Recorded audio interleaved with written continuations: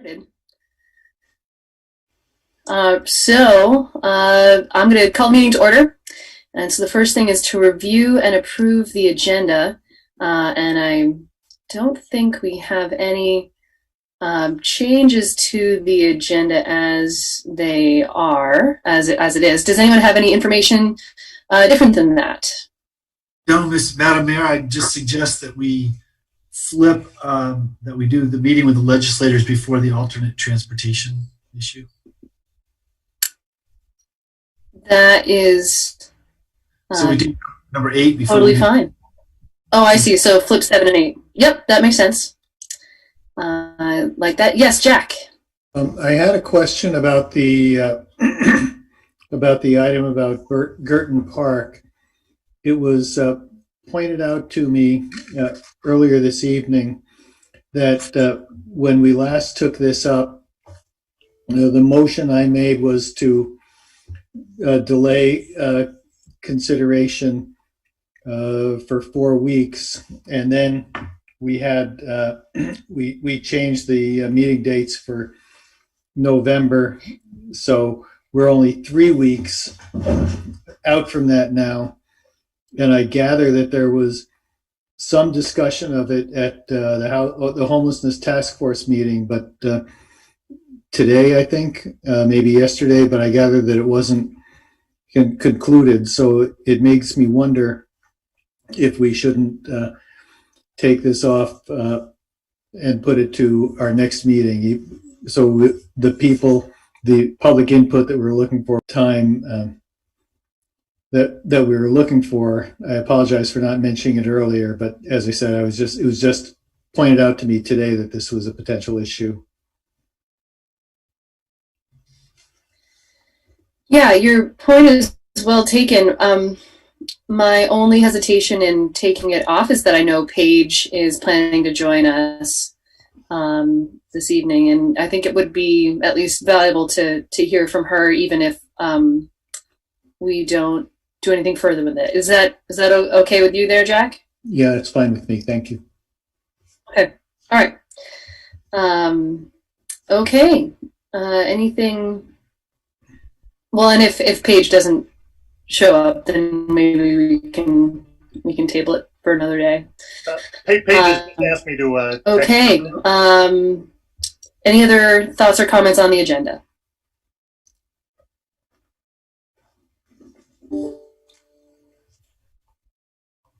Okay. All right. So, objection, we will consider the agenda approved. So on to business and appearances. This is an opportunity for any member to address the council on any topic that is otherwise not on our agenda. And so that if you have something you'd like to share with us, please state your name and where you live, and try to keep your comments to 2 minutes or less or so. And are there folks who would like to speak? I see Elizabeth, you would like to speak?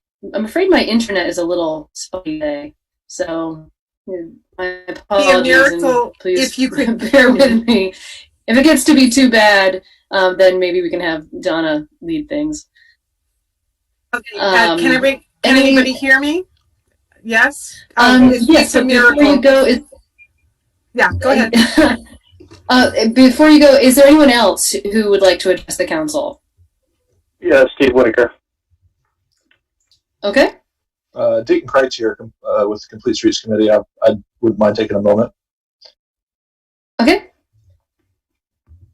Yes, and Alex Chernamazov. I haven't seen the original agenda, but I had some considerations regarding the new alternate parking. Okay, great. So anyone else? I have you 4 so far. I should mention my comment is around an agenda item around the active transportation fund. So if it can wait till then, I can wait, or I can speak. Oh yes, let's do that. Because if it's pertinent to that item, let's do it together with that discussion. Is that okay? Understood. Okay, super. All right. Elizabeth, go ahead. Yeah. Okay. And you can hear me now, yes? Oh, yeah. Yes. Oh my God, it's a miracle. I'm having issues with my sound on Zoom. Anyway, I'm excited to let you know that this week there is an onboard survey being done on the GMT routes, Montpelier Hospital Hill and the Montpelier Circulator. And I just wanted to let you know that that's going on. If you know of any current riders, I am going to forward information to all the members of the council. I don't think we've done that yet, with a tiny URL link for the SurveyMonkey survey, and also a phone number where people can call in for the survey. So it's exciting. People have actually been calling to do the survey. We've learned a lot, and we'll report on that at another meeting. So just to let you know. Oh, and wait a moment. The reason we're doing it is because on-demand microtransit, and Donna and Connor will report to this later, but I'm just going to do it in case anybody doesn't know about this. On-demand, what was formerly known as on-demand microtransit, is now My Ride by GMT, and it will be starting January 4th. And we're very lucky to have Andy Perschlick on our what is now known as the My Ride Community Advisory Group. So there is a lovely group of people who are working very hard to effect this transition. So we're very lucky in Montpelier. And just on that topic, just so everyone knows, council and everyone else, GMT will be on our next meeting agenda, December 2nd, to update us on that service. So if anyone's interested. That's fabulous. Okay. Stephen, go ahead. I want to just point out that your public restrooms, the library is now closed again. I suspect that the executive order is going to necessitate rabble-rouser being closed. City Hall is closed. That your public bathrooms, it collectively you're either cruel or oblivious or both. But the fact that people cannot find a place to use a bathroom is a real problem, and you need to address it. You need to address it at every meeting until you solve it. Secondly, I raised this at the homelessness task force meeting this morning, that the charge that was given to that committee 15, 16 months ago, they have failed to do any of what they were charged to do. Their own sole accomplishment is a couple of porta-johns with no hand washing facilities. So you really, it was, I refrained from saying this last time, that to delegate them to address and solve the dilemma of what role the pocket park should have, or what should multiple of them, etc., is somewhat farcical. When it was appointed, we recommended that it not be service providers, but service providers be interviewed by the task force so that vested interests and those invested in status quo would not be controlling the meetings. Now you have Good Samaritan, Another Way, Center for Independent Living, the police department maintaining status quo and not fulfilling their mission. My recommendation is dissolve it and face the music as the city obligation to deal with that issue, because it's not getting done a year and a half later, and it's a travesty of bad governance. Additionally, that's enough for now. Thank you, Stephen.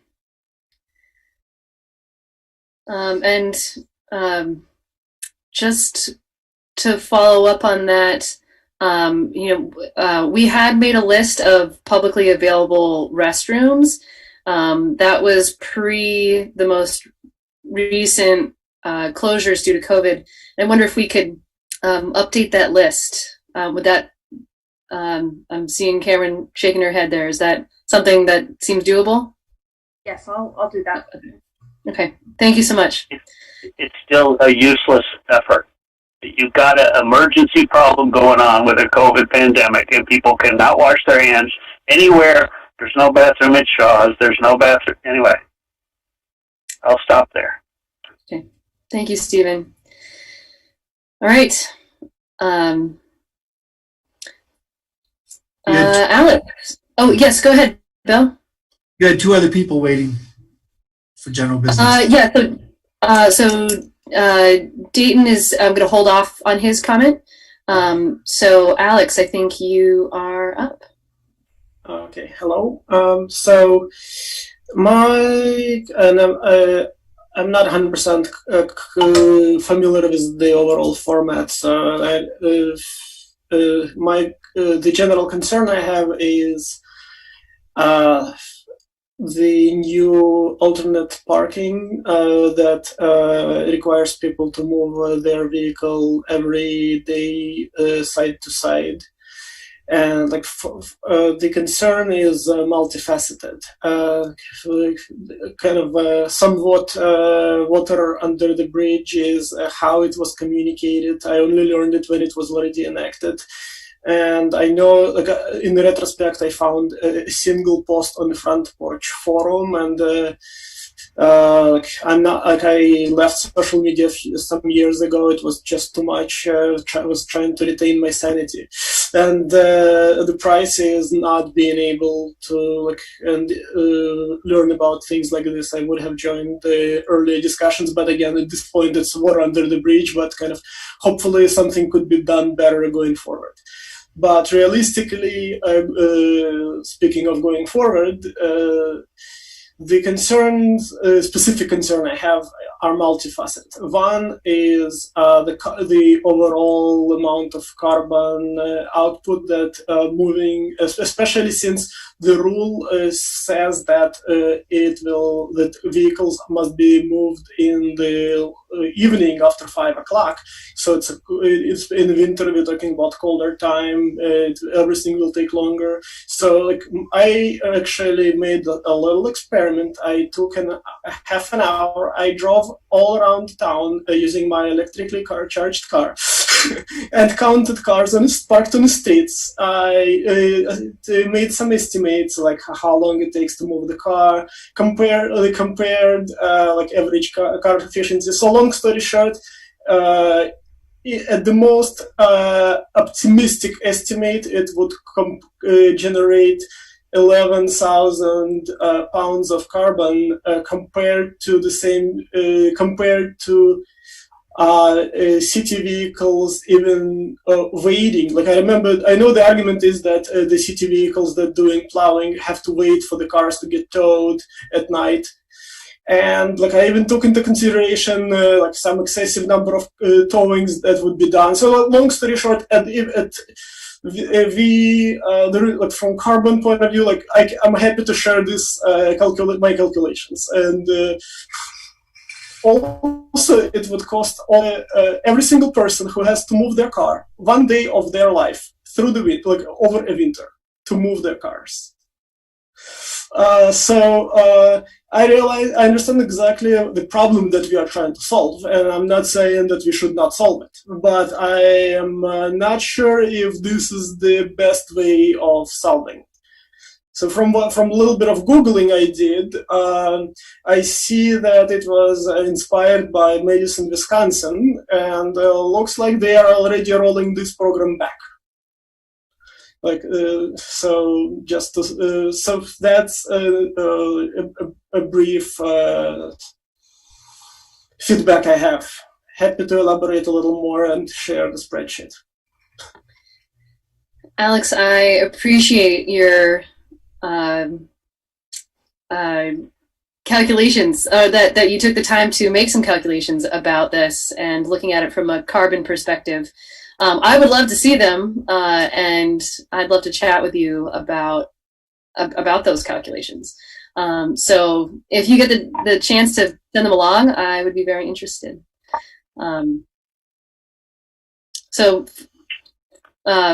Fodder for further discussion. Sound all right?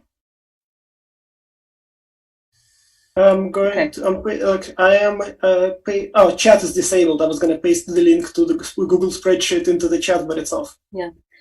Go ahead and just email it to me. We'll follow up. Awesome. All right. Well, thank you.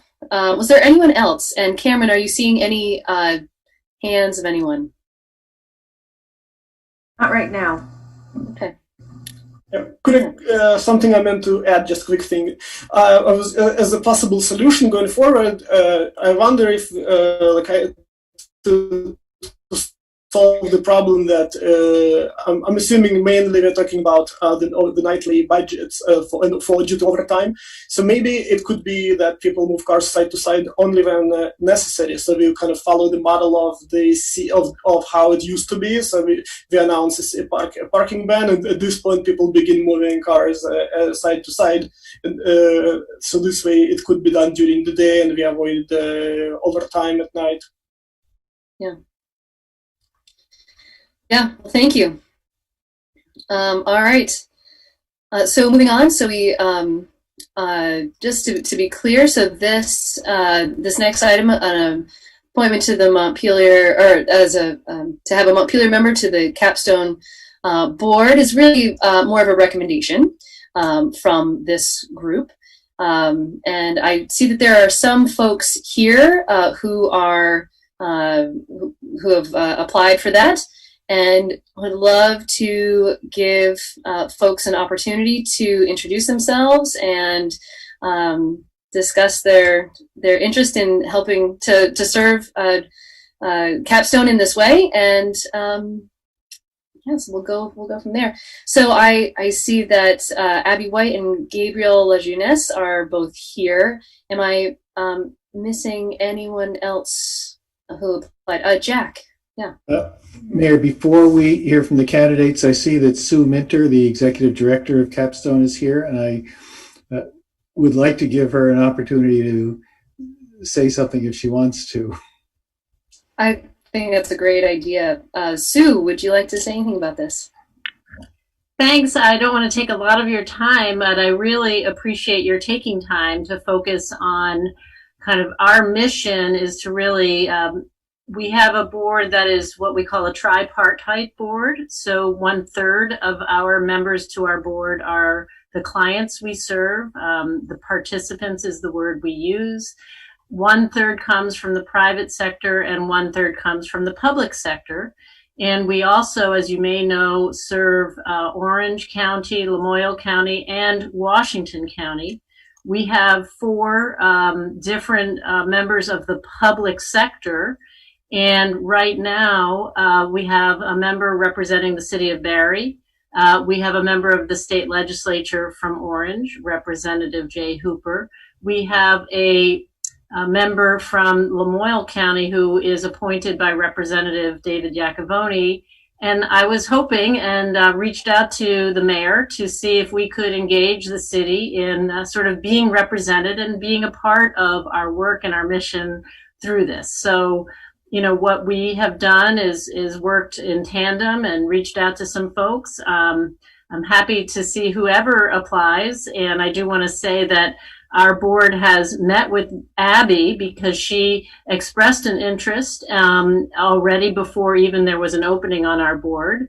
So we have met with her on a couple of occasions and she has visited our board, but we obviously will welcome other applicants, but we'll look to you for a recommended applicant to serve on our board to represent you and your interests, and also to be a liaison to you so that you learn more about what we are trying to do on behalf of the vulnerable citizens and residents of Montpelier. Thanks so much.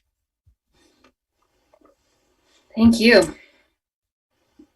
All right, well, so we can go in either order here. Why don't we start with Gabriel? Would you introduce yourself and tell us about your interest in serving on the Capstone board? Yeah, great. Thanks for having me here tonight, and appreciate. I mean, Abby sounds like she's very interested. I'm sure she's a great candidate. I just love the work that's being done by Capstone, and Sue, grateful for your leadership there. I've come to know Capstone really through service at the Church of Jesus Christ of Latter-day Saints. We did a grant last year for several of the community action agencies for a clothing drive, and Sue's team received a lot of that and was able to distribute that over the last year. I'm really grateful for that. Just so much of the work they do. You know, over the last few years, up until 2018, I was in the board at the Veterans Place, And so that homelessness problem that we have, working through that, just again, great partnerships that we've seen there. It's a great cause. And when I saw the post looking for somebody to represent Montpelier, I thought, well, I'd love to join that effort and help. I'm a financial advisor. I work with Edward Jones, had a practice here until just recently moved down to Barrie, have a legal background. And anyway, I'd love to help if there's a need. Thanks so much. Great. Thank you. And Abby, go ahead. Hi, everybody. My name is Abby White. Good to be with you here. I know many of you. I'm a Montpelier resident. Obviously, I have two children in the Montpelier school systems, one that's in the middle school, one that's in the elementary school.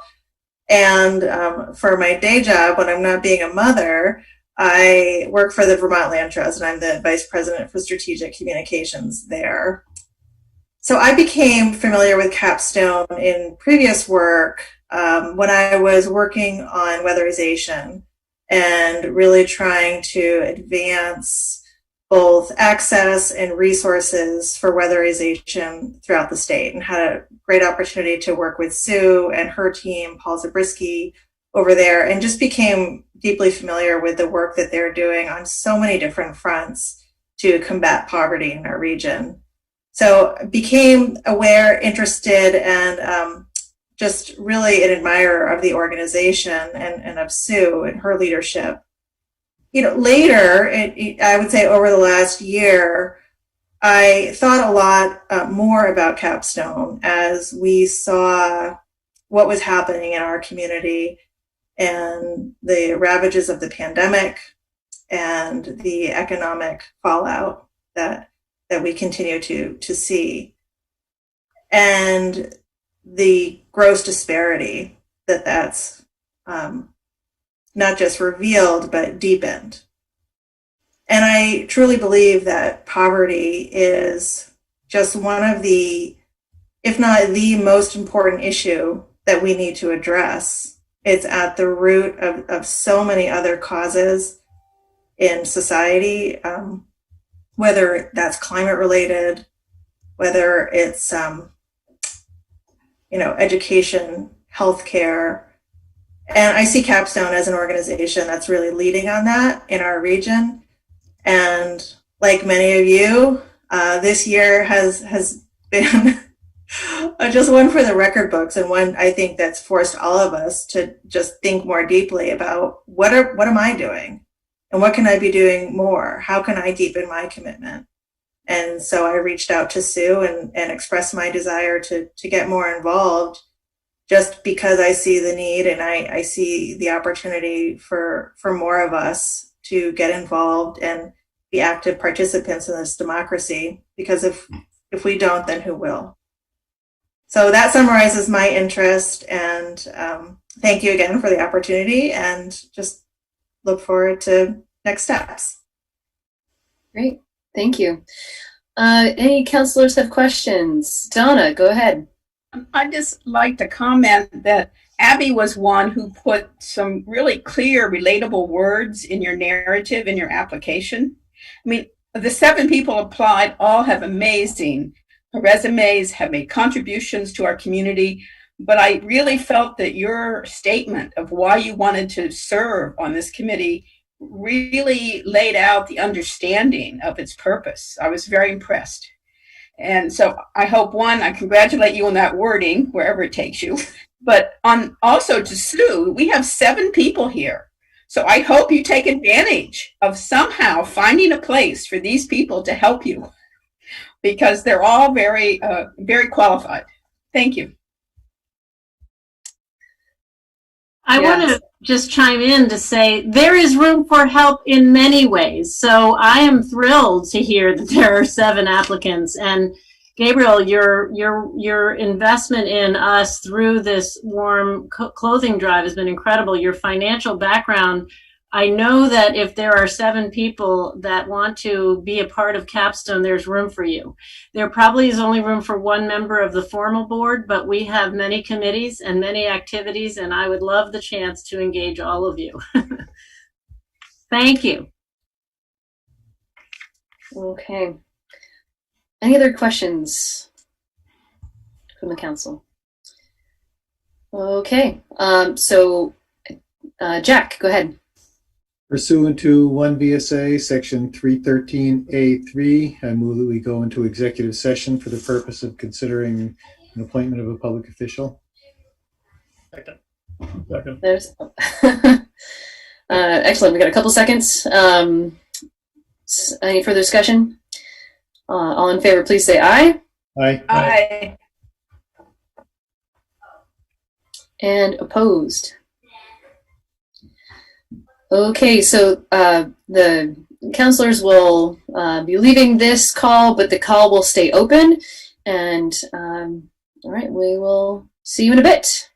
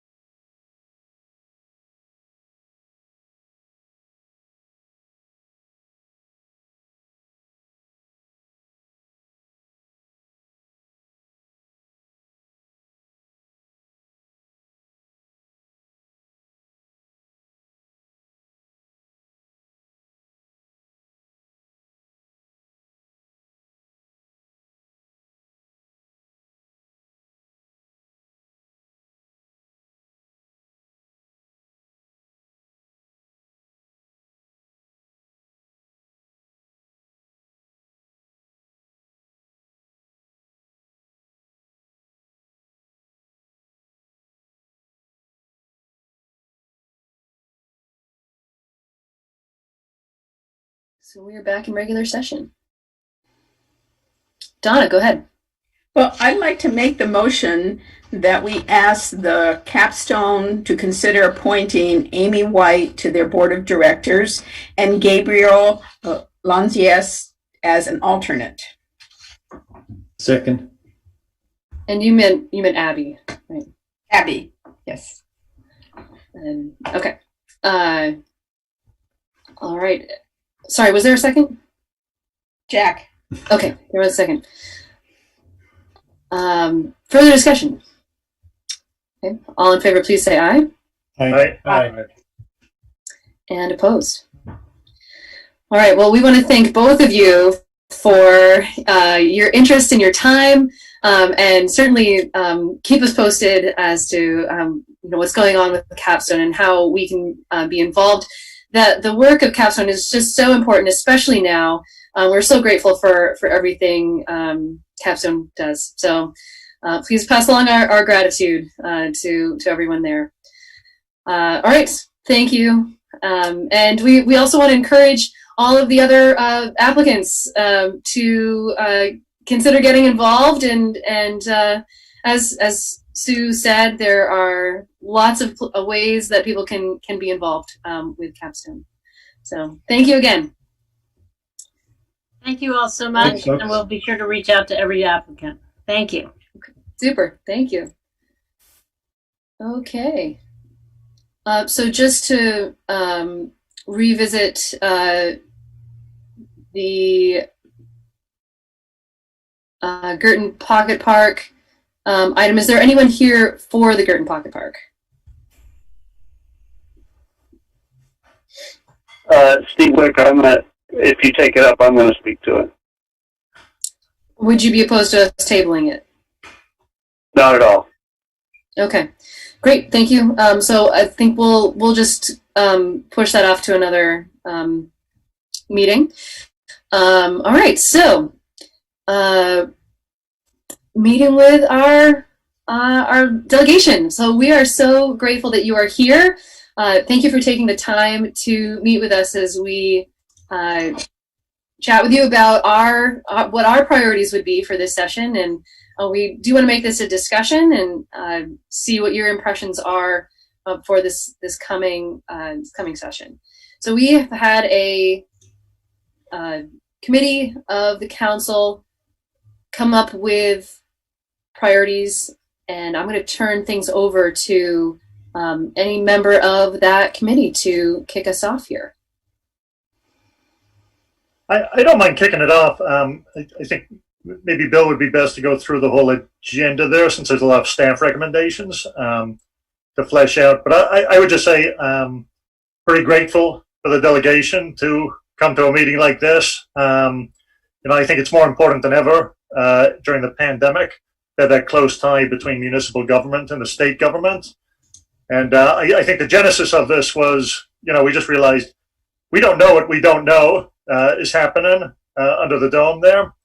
And it's really great to be able to rely on all of you to let us know of any opportunities we should come up for.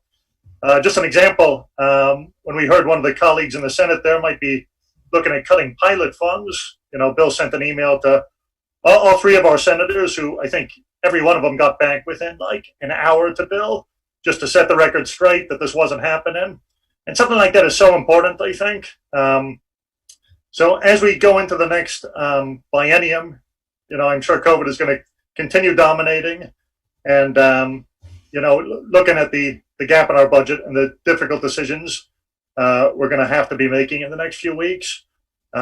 Any opportunities to draw down state funds to sort of fill those gaps and meet the services at a time when people need them most are going to be so appreciated.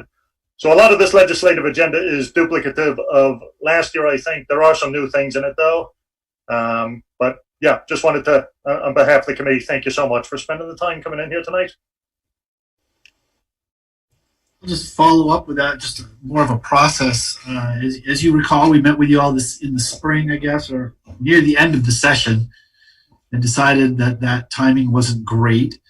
And we had our laundry list, and what we had agreed at that time with you was we would work up some ideas run them past the council, and then have a conversation with you folks about the council's ideas, what were top on your list, what was, if there were things on there that just were never going to happen, to let us know now, and also if there were things we should have on, and then after meeting with you, finalize our actual formal agenda so that it's really done collaboratively with you. So the council appointed a committee of Lauren, Connor, and Dan, with me as the staff help, and our group drafted the initial list. The city council as a whole looked at it, made a couple of changes, and then the staff list at the end wasn't really run through the city council. Those were just things that the staff was tracking, those that chose to offer staff suggestions, just because some of them are more technical in nature. So I wasn't planning to read through the whole list unless people want me to. I assume you all have it. And if there's anything specific people want to ask about or comment on, I think we're interested in hearing and having a dialogue. Okay. I would mention one or two things, if that's okay. I mean, yes, go ahead, Senator Kalina. Yeah. I think your list is good. I don't have any problems with it. Obviously, most of it involves money, and that's the problem in general. There are some of us who are willing to find ways to raise revenue, and I'm one of those people. I think we need to raise revenue to meet our needs, but I think any of these things are going to be difficult given the financial situation, and we just have to be aware of that. We're not sure, of course, whether or not there's going to be federal money. I mean, we have to assume there's going to be some federal money because, as bad as things are in Washington, you have to presume that they're going to come up with something. I guess there's part of me that wouldn't be surprised if they did not, but it's just, I can't accept the fact that they would actually do nothing. So I'm hoping for the best. I wanted to mention two things, though, that are sort of on your list, just to keep in mind. We did have, in terms of the, I forget how it's phrased on your list, but giving local municipalities more power, more decision making. I forget how you refer to it, but we did have a bill last year. I think it was S106, which basically was a convoluted way of trying to allow certain communities to take more control over their local decision making. It passed the Senate, and it got stuck in the House Government Operations Committee. I'm not sure, but I presume we're going to take something like that up again. I mean, it's almost become something in the Senate Government Operations Committee. It's almost become something of like I don't mean this in a derogatory way, but it's kind of like a joke. We joke about the fact that, we're making decisions for towns all the time. We're never allowing towns to have input into their own decision making. So I think we will revisit that. The other thing I just want to put on the table, because we've heard from some folks from Montpelier, is the non-citizen voting charter change, and whether or not the city is interested in trying to move forward with that again. As you remember, it passed the House. It got stuck in the Senate. There are some changes going to happen in the Senate, which might make it easier to move that through the Senate. I can't guarantee it, but I just want to make sure that if Mary and Andy and I have talked about it a little bit. Usually those things they don't have to start in the House, but they traditionally start in the House. But we want to make sure that if we're going to do that you folks want to see it happen. We don't want to try to make it happen again. So I just put that on the table as well. So we will be doing more around trying to give municipalities some power. Not going to guarantee it's going to happen, but we're going to try. And then we'll take up the voter thing again if folks want us to. And then the other thing is just we'll scratch under every cushion to try to find money that we can send back to local communities. I mean, as you know, you can imagine, we all go through downtown Montpelier and we just see it's really quiet. Let's put it that way. I mean, it's really sad. And they've just told the state employees that they should be ready to work at home, I think through March at least, is what they said. And I can't imagine what it must be like for someone who owns a restaurant in Montpelier at this point, or a cafe, or any kind of business, really. But it's just really frightening to me that these folks are going to have to try to survive a handful more months without any more support. So we'll do everything we can to get them support as much as we could muster to make them survive and hopefully come out the other end of this thing still in business. Okay. Yeah. Thank you. Senator Cummings. Okay. Yeah, I think we're all going to be focused on physical and economic survival. And I think once a vaccine becomes available, we're going to have to be doing some coordinating with the cities and towns to get as much of that vaccine out there as quickly as we can.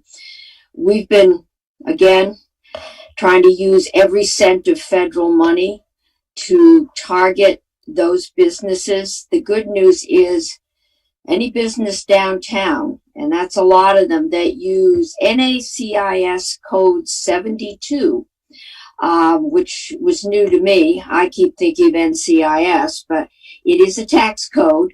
It is on your tax form. And it basically, we were trying to target the hospitality industry, but that covers bars, restaurants, anyone that pays basically rooms and meals tax.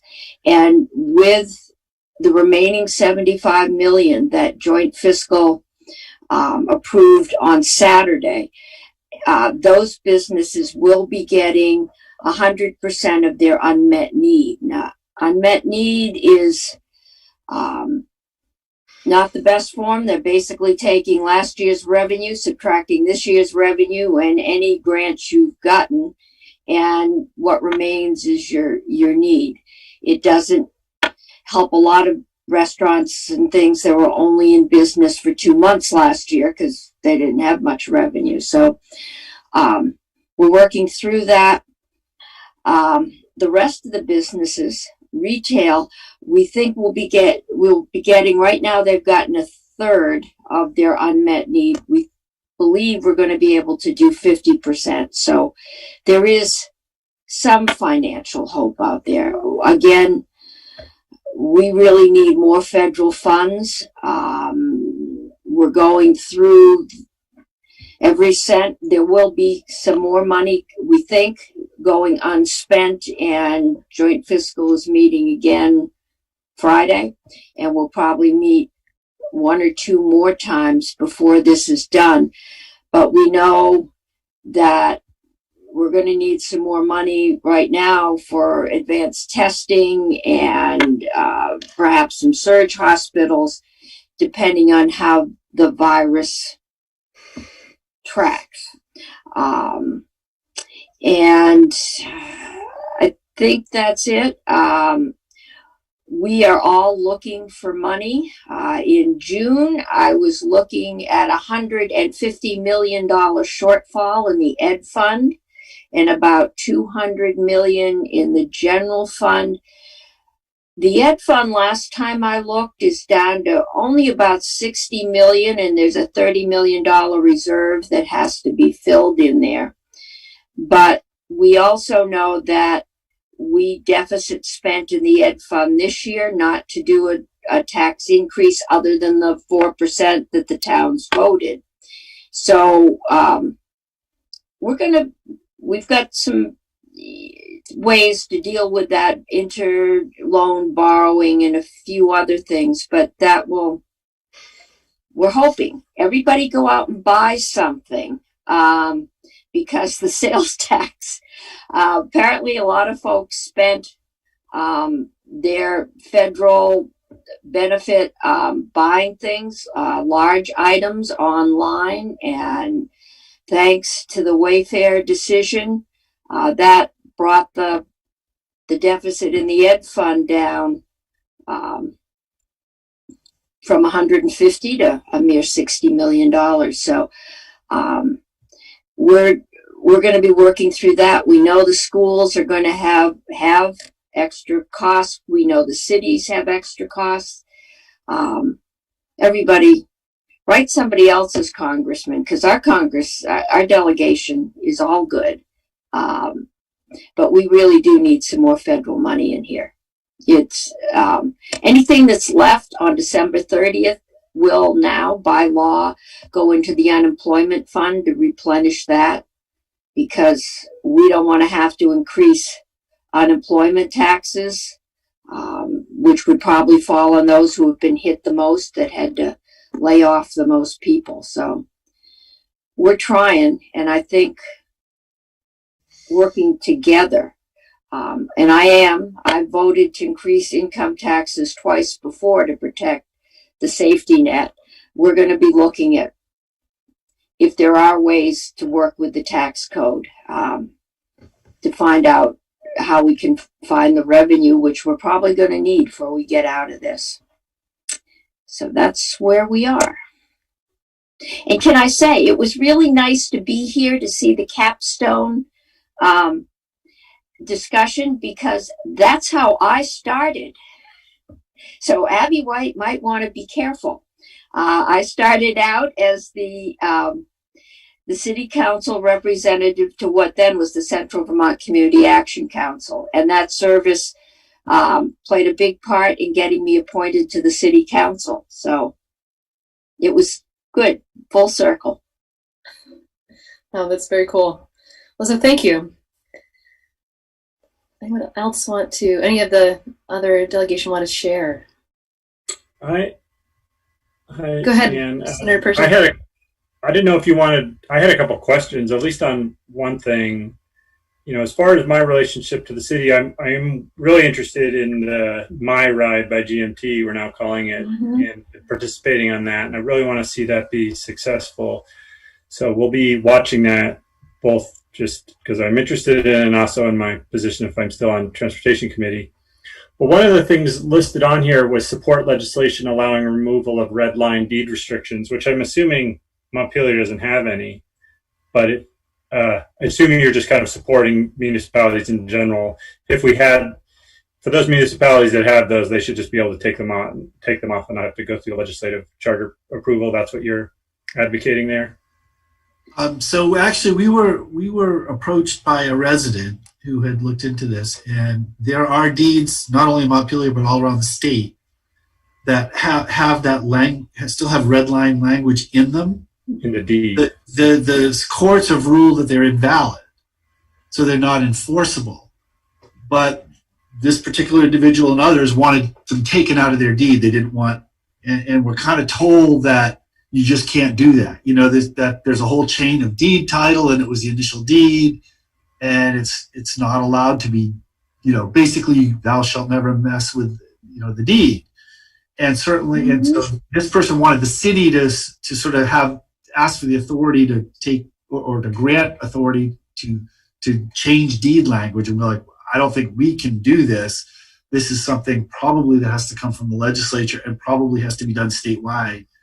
So yes, there is red line language in deeds. It's not enforceable, thankfully, but it still exists. And someone, you know, I wouldn't want a deed that says you can't sell it to X, Y, or Z person. Right. Oh, I get it now. I thought it was maybe the restrictions from the municipalities about the deeds. But yeah, maybe Anthony, if he's still in government ops, we could figure out a way to address that. And Anne from her real estate days probably has some thoughts on that maybe. But one other thing, and I could talk to Bill offline maybe about, is the district heating system. I have interest in that, want to see it be successful and expanded. And I know there was some concerns about the contract with the state.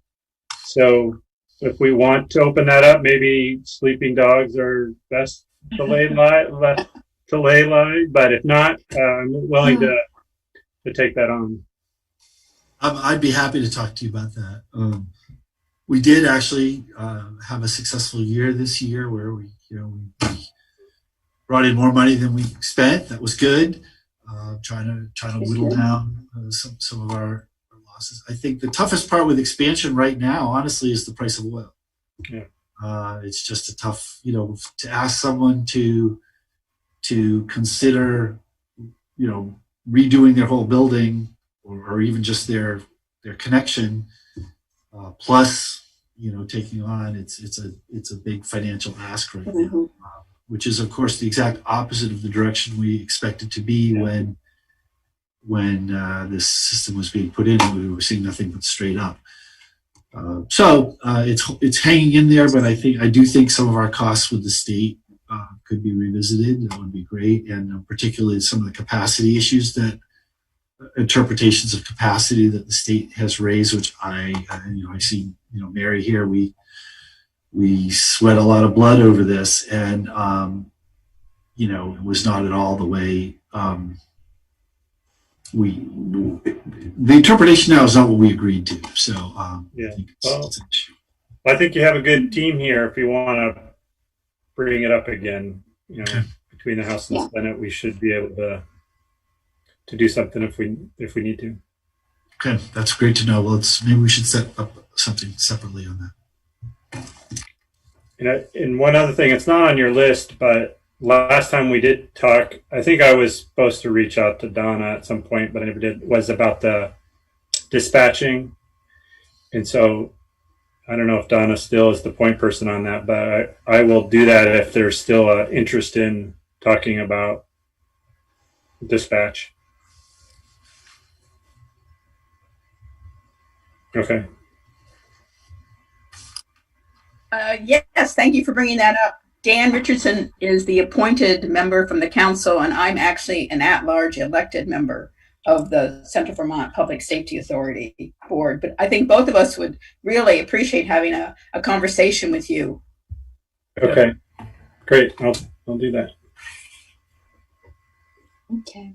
Mayor, John Odom has his hand raised. Okay. John, go ahead. Oh, just a note to make sure that to include me in conversations about any kind of retroactive continuity of deeds. Just, you know, my impulse is I think that's a very dangerous, slippery slope, and it is the kind of thing I get invited to the legislature to talk about. So I just want to make sure we were all on the same side about that. Yeah.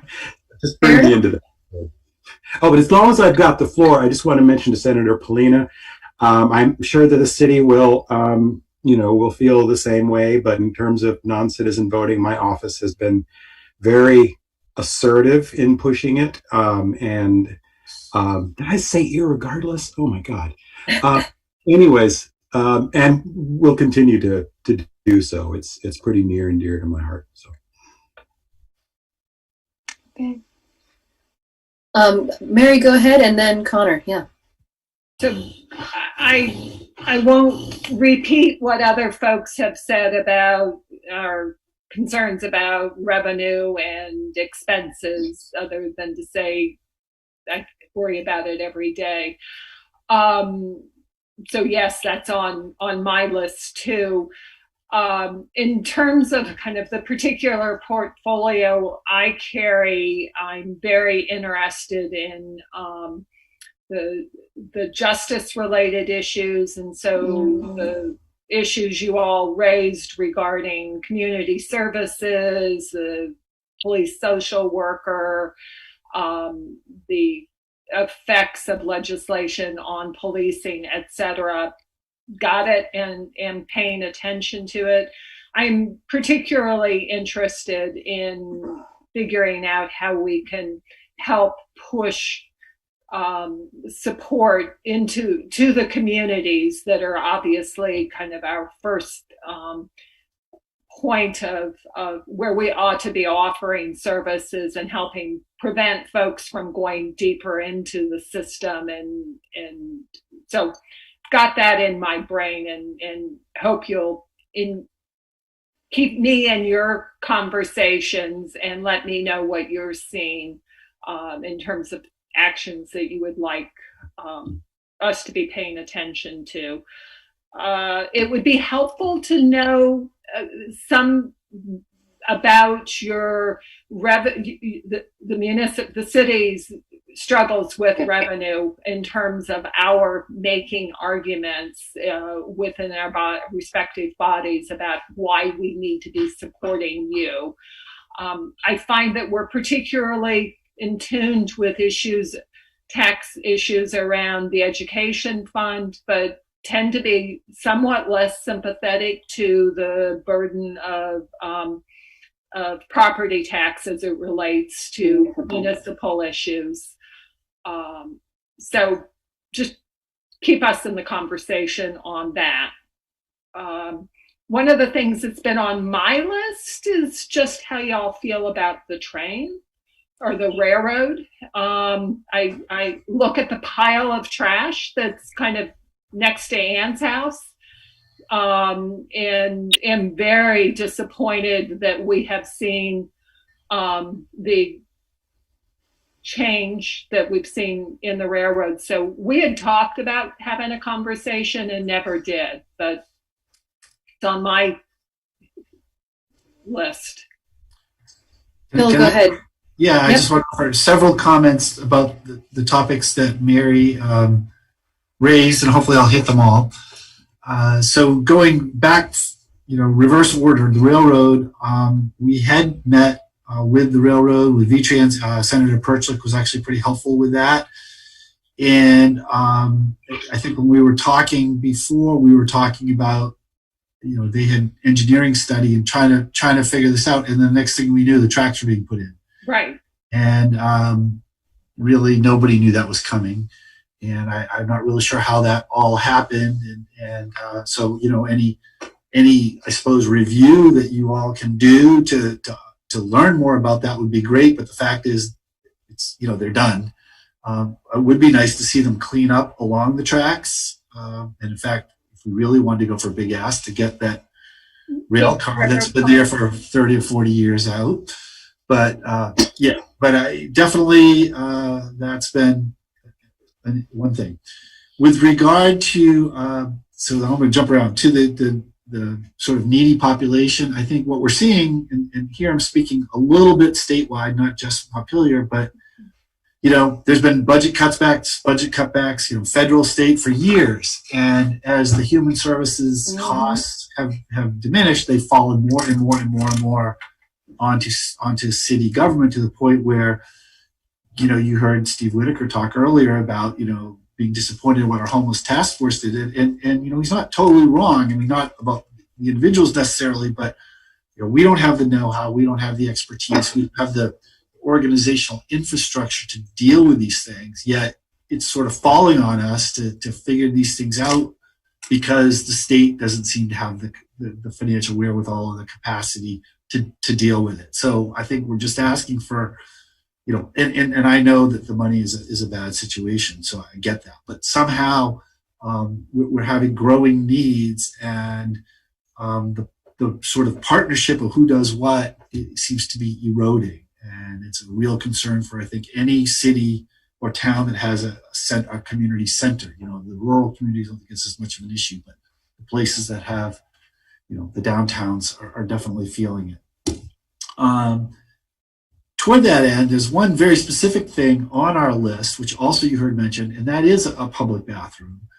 And it seems pretty, small, but it actually is an urgent need. And we have spent a lot of time talking about it.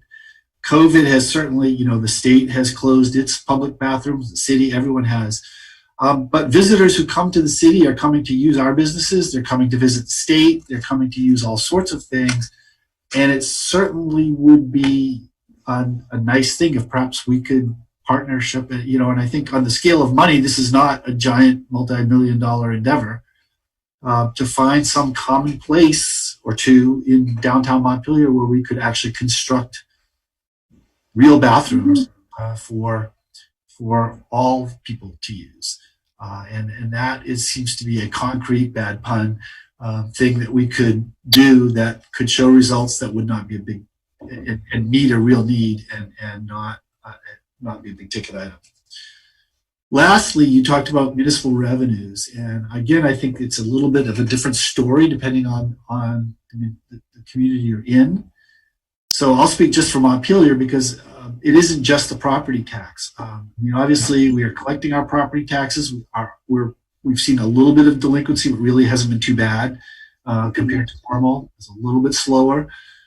But we are concerned that, the longer this goes on, about people's ability to keep paying those. As people are out of work, as their businesses suffer, as whatever happens. And certainly, the municipal tax rate here in Montpelier is high. So that's just a pressure, as it always is.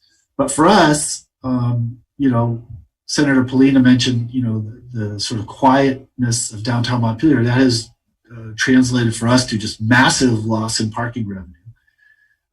We also rely on rooms, meals, and alcohol tax, and that has dropped drastically. We rely on fees for senior center services, rec programs, all those kind of programs of people gathering and doing all these things. Those have gone off the table. So we have a very substantial revenue loss that isn't really just property tax. It's all the other things that make up. And so to cover those losses, we have to raise our property tax by something like 20 cents just to be whole. And, I see two former mayors on here. You know how viable that is in a city budget conversation. That's not on the table, and nor should it be, I think, right now. So that's what we're up against. And then we are really concerned about pilot. Thank you all for making sure that we were held whole this past year, and thank you for the support on that. And we'd like to believe that's going to happen again next year. But we all know that pilot is funded by local options taxes throughout the state, which means sales tax, rooms, meals, and alcohol taxes, et cetera, in those communities that have local options taxes. So if they are all experiencing the same kind of economic activity downturn that we're seeing, it stands to reason that the pilot fund will not have the same kind of resources in it that it's had in years past. And so we, in terms of the budget we're preparing now, are anticipating a shortfall in our pilot revenues based on that supposition. We haven't seen hard numbers. So there are a list of revenues. Now, as I said, that particular pie isn't the same for everybody. I think if you're a small rural town dependent solely, really essentially only on property tax, maybe you're doing okay. You're hanging in there. For those communities that have a bigger diversity of revenue stream, particularly based on activity, I think we're all really hurting. So we're looking at. Our team is meeting tomorrow to talk about a $1.7 million budget gap, which for us is what, 15% or something, 13% that we've got to present to the city council in a couple of weeks. So it's real, and it's going to have a big impact on services and projects and all those other things, just as it is at the state. I get it. I'm not. And one of the things I personally was hoping that we could hear was exactly what you know about the state's problems. I've gone on way too long, but I hope I answered the questions. Okay. Bill, would you just can you pop what the revenue losses by fund are, just, I don't know, on a spreadsheet, or just a little way for me to see what they are? It'll help me with my conversations. You didn't memorize all that? No, not yet. You're slipping. Yeah. No, we'll send it. We have it all prepared, obviously, for our own budget work, and for the council. We'll get it to you. In terms of where the state is, you're right to be thinking about what the funds are in pilot. So that's something to watch. I'm actually somewhat relieved that it is not as awful as we thought it was going to be for FY22. Yeah. And sadly, in some ways, the longer some of this goes on, it creates different revenue options. So, for example, as long as we're in a state of emergency, we get an increase in what the percentage of Medicaid funds are that the state receives, that amounts to, it's been a while since I've thought about it, but I think it's on the order of $6 to $8 million per quarter. And, so it turns into some real money. There's just some weirdness like that. And obviously, as Ann mentioned, we're hoping for federal relief. I personally have been very disappointed that we have not focused that more on the services that both state and local government provide. And instead it has gone out the door to people who are desperately in need. But, you guys are our first line of service and defense, and we need to be thinking about you. We'll do the next. We are monthly getting revenue updates, and so that's all on the joint fiscal site if you want to kind of follow it there. But we'll see the next formal forecast in January, when we'll build the budget from there. And hopefully we'll know something from the feds, but I've said that every month, that hopefully we'll know something from the feds, and it hasn't happened yet. It's really disappointing. So I have some further comments about the railroad, but I interrupted Connor earlier. So Connor, do you want to still have a comment? Oh, sure. I just had a quick process question. And on the legislative subcommittee, we suspected, but we didn't know for sure, on a charter change, the non-U.S. citizen voting in particular. We suspect we would need to put that to another vote again. But we didn't know for sure, and probably should have asked John Odom. I could be wrong, but I don't think you need to vote on it again. Yeah. I think you just need to say that you want us to work on it again.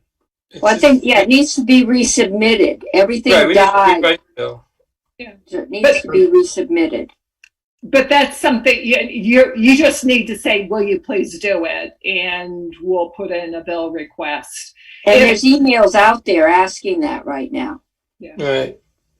If it had been several years since the city vote, it might be wise, just in terms of making the argument to the legislature that it was still pertinent. But I think it's fresh enough that we're okay. I feel comfortable resubmitting. Mm-hmm. That's great to hear. Thanks so much. Yeah. So, sort of to that point about the non-citizen voting and some of the other items that we have discussed tonight, how focused on COVID-related bills do you think the legislature is going to be this year, in terms of, like, is anything else going to pass, or will it be all COVID all the time? Good question. We actually passed things last year. We were limited, at least in the Senate, at first to doing COVID. But this year, we're getting better at COVID. I mean, I think we know what needs to be done. I can say this is the first time I haven't been proud to represent Washington County, when we are the highest COVID hotspot in the state. And we need to get that under control, because until that's under control, all the money that may be available is going to be being held in case we need to open surge or, do more massive testing. But I know both bodies are still trying to figure out how we might be able to meet in person. I'm sure you found out there are limits to Zoom meetings, to the level of discussion, and there's definitely a level to not meeting at the water cooler in the hall, to finding out what's going on the other side of the building. So, it's probably at this point, as soon as we get a vaccine and get it out there, we'd all like to be back in person and back doing other things, other bills. There's going to be some cleanup. But I think this year we figured out how to do Zoom, and so it will be easier to do other things within that limitation. So I think things will get done. Probably not as much as other years, but probably more than last year. Yeah, I would agree. I think it's going to be, it's not going to be just COVID. There'll be other opportunities to pass legislation. Okay, that's encouraging.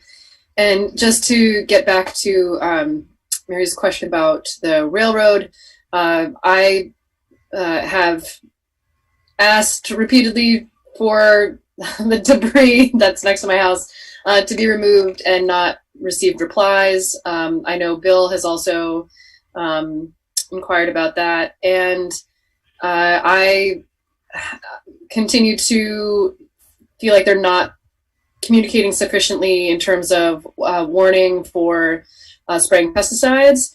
And I am curious as to where things landed. I know we had some conversation previously about having some exclusion zones or some areas that would be exempted from pesticide spraying, and I'm not sure that I know where that landed.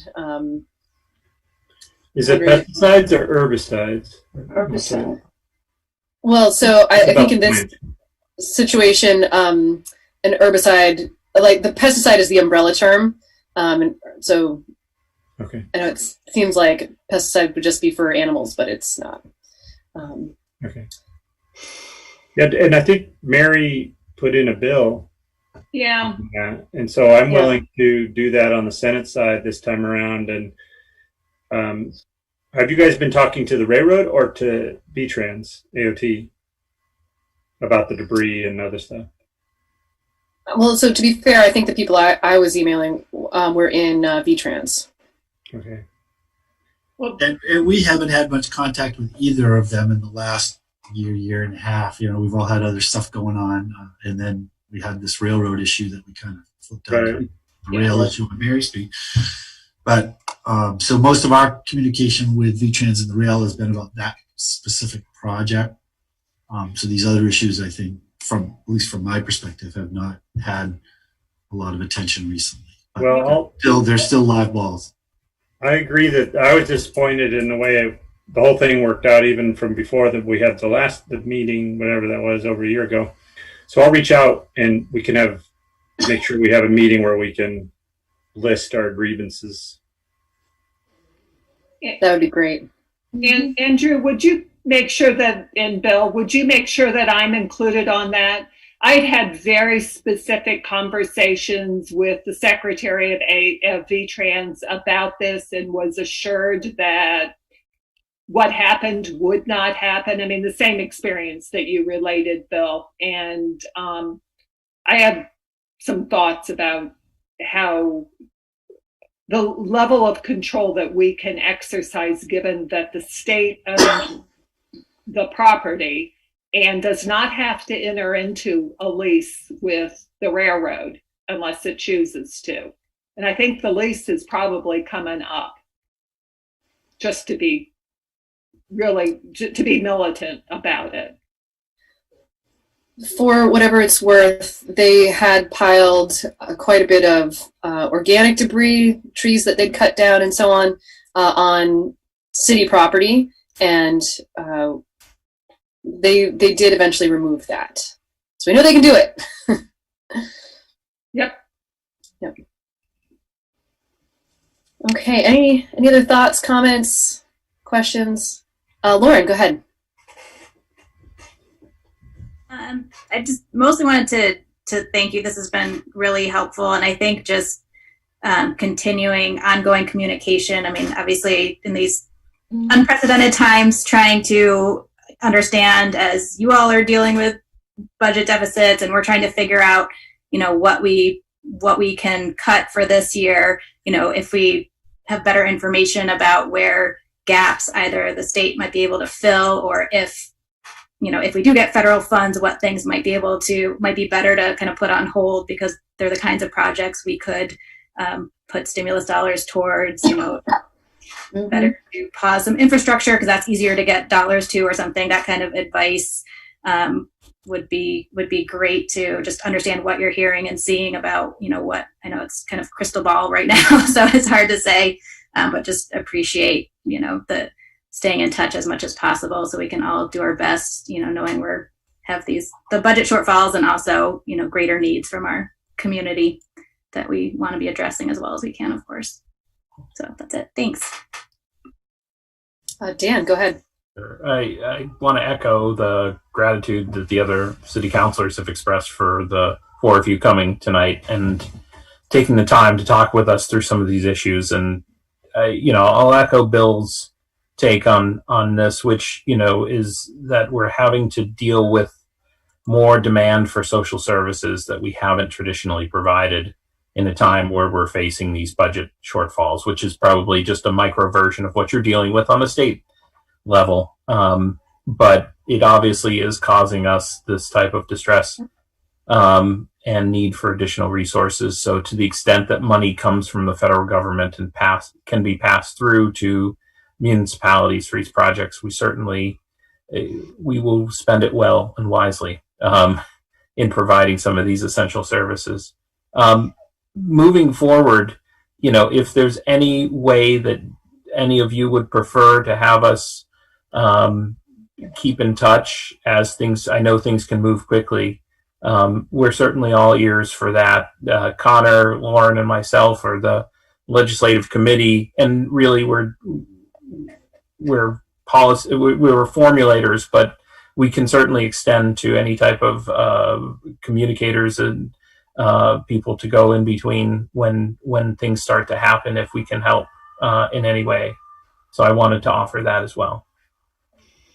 Okay. I just wanted to mention, not to open up a whole conversation, but one thing we didn't mention this evening was the other pull on our financial resources are the schools in the city and around the state, who are, like local communities are, taking on a lot of a bigger burden than ever before at a time when the resources are not there to meet the demands that are being placed on them. So it's just another thing we all need to keep in mind, is schools are looking for more support as well, educators and staff at the schools. And so that's another pull on the financial resources that we have to keep in mind as we move forward.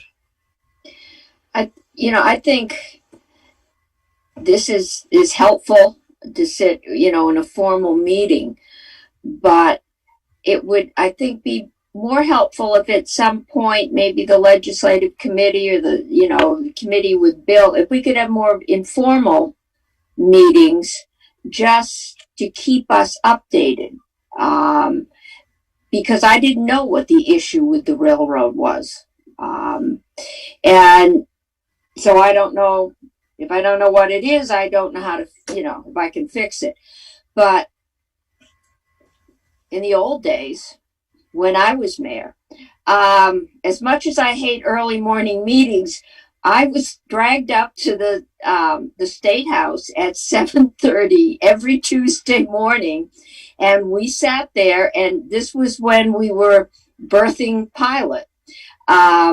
We were there every Tuesday, and we buttonholed our legislative delegation and talked to them about the reality of the state not paying anything to be here. And it, but to find a way to talk to us, there's 6 of us. Those of us in the Senate have a much bigger territory, but it's helpful to know what's going on. I think the cities have always, they're at the bottom line. When the state doesn't come up with the resources to deal with mental health issues, homeless issues, the bottom line is they're on the city streets, and the city has to deal with them. Or, let them freeze and sit there. And fortunately, we don't do that. So I think staying in touch is really important, that we continue to know what's going on. And if you come to the State House at 7:30, I won't meet with you. Noon is good. It's good to know. Thank you. Well, Mayor, it's turned into Senator Cummings. It's turned into a $919,000 coffee bit. So you did your job. We tried. Well done. Yeah, I'll echo what Senator Cummings said, and what Dan was saying, that we could have communications more regular, whether they be email or quick phone calls on a more regular basis, even though these with the whole council are good too. But I know we'll be in a lot of Zoom meetings. Your meetings are probably long as it is, so we can't always do that. So I think more regular communications would be good. Sounds good. Yeah. Okay, great. Any other further comments or questions from anyone? Yes, Okay. I wanted to quickly mention something. I ride my bike regularly on our beautiful new bicycle path. And I noticed, just going back to the railroad conversation, that the place, multiple spots where this new perfect pavement has been damaged to the point where you actually can feel it when you ride on top of it. I realize that it makes no sense to repave it, but it's definitely something that has been affected by the new tracks being laid in and all this heavy machinery riding on the top of the bicycle path. Okay. I'll add it to the list. Take a note of that. Yeah. Yep. Okay. All right. Well, thank you again for taking the time, and we will be in touch. Thank you. Thank Best you. of luck to you all with this new session. Right. Thank you. Thank you. Yeah. And where's the leave button on this thing? Leave. Quickly for the council on this topic, legislators don't necessarily need to stay on, but do you feel the need to come back and revisit your list, or is it good after that conversation? Just trying to decide whether to put it on another agenda. No. Is it a question for the council? Yeah, our plan was to, after this conversation, to put the legislative agenda back on and finalize it. But my impression, at least, was that we don't need to do that based on this conversation. I agree. I don't think anything's changed. Okay. I feel like we have enough information.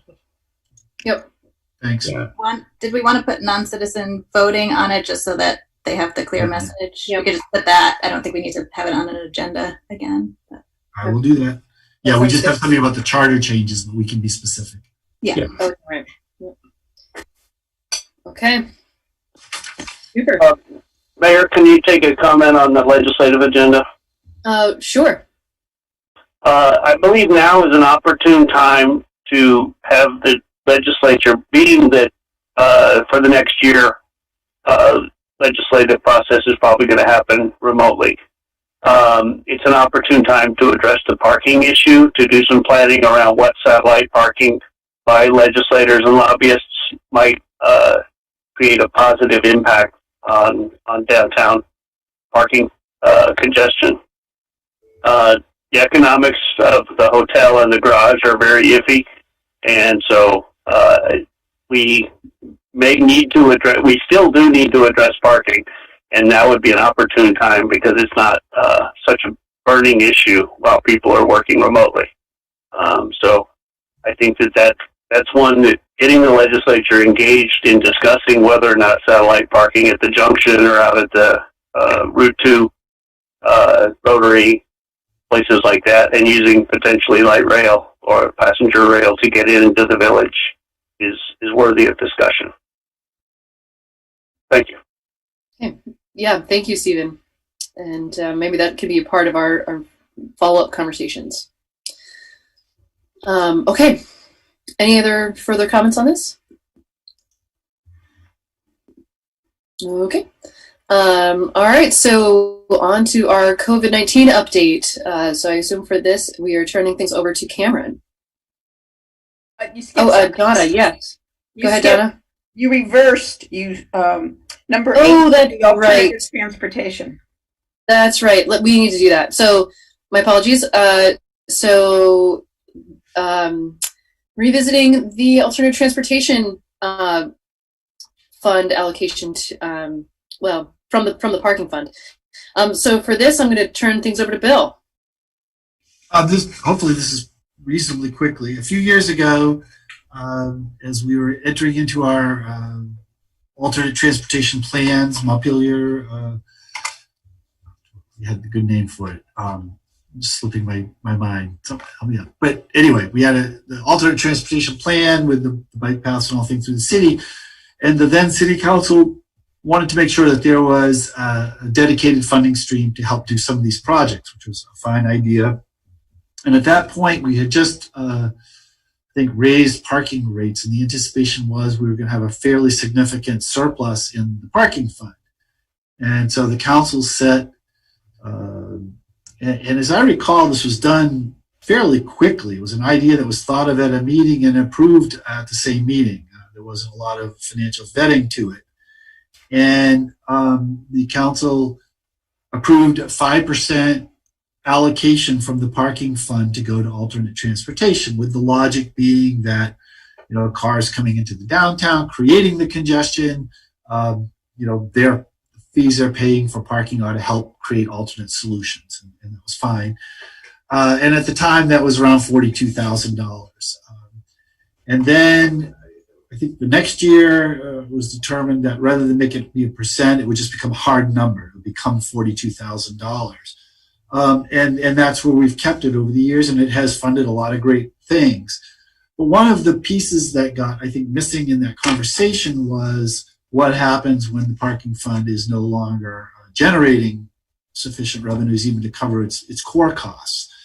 And so what we saw this past year, the fiscal year we're in, and last summer when we had to shut parking down completely, is, huge, as we mentioned, huge revenue losses. And next thing you know, we were getting, and again, nobody did anything wrong here, but sort of requests for use of this money. And we're like, there's no money here. It's like we've furloughed our employees. We're not, there's no 42,000. We're in like negative 600,000 here.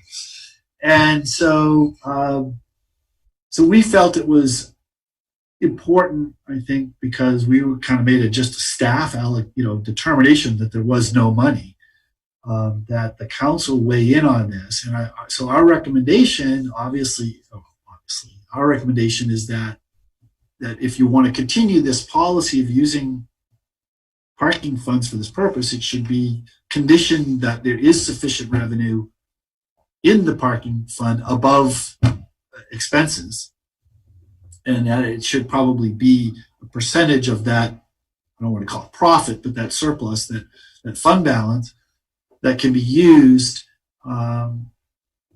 toward these purposes, rather than, once you set a number, there's deficit.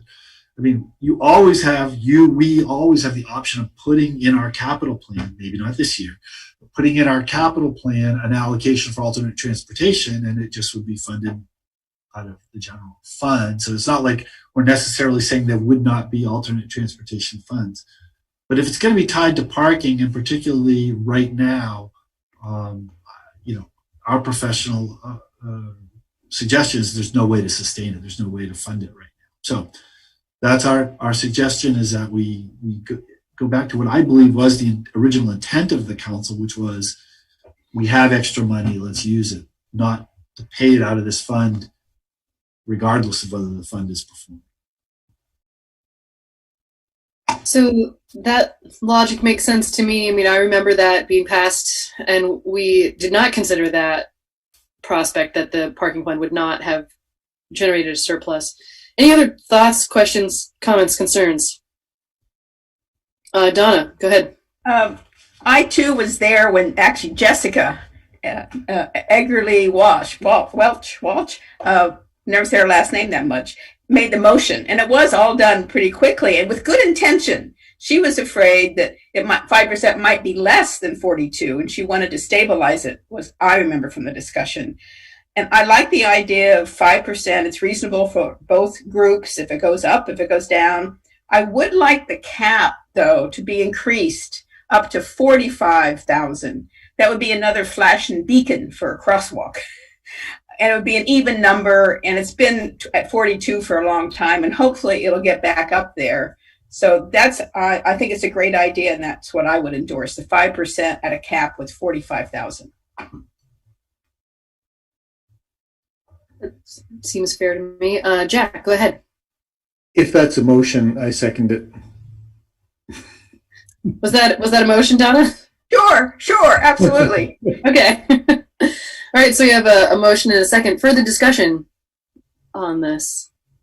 If it's possible to make public comment. Oh, yes. That'd be great. Yes. Please go right ahead. Great. So turn camera on so you guys know I'm not a faceless drone. My name's Dayton Crites, and I am a recent chair of the Complete Streets Committee. And I'm joined here by Konstantinos with the MTIC Committee. Basically, I'm certainly just here to say I think it sounds very prudent to say when we don't have enough money in the parking fund, 5% of zero is zero, and that makes perfect sense to me. I would like to either push back or explore the idea of the cap. Certainly times are tough now, but we're going to get through COVID, and I think if anyone has seen the increase in people being outside and putting masks on and supporting Onion River outdoors.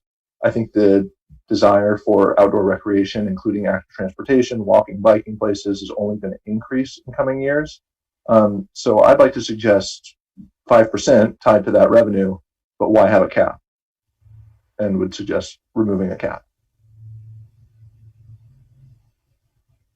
Would anyone else like to comment? I see Konstantinos and Elizabeth, you turned your cameras on. Konstantinos, go ahead. Yeah, I'd also like to advocate for not having a cap on it as well. I mean, we might be going into austerity now, but hopefully that won't last forever, and hopefully we don't want to be hamstrung in the future when the good times do return. So MTAC is committed to reviewing the city's transportation infrastructure and making these recommendations to the council on how we can make it safer and easier for all users to get around. And the ATF is what gives us that capability to implement those solutions.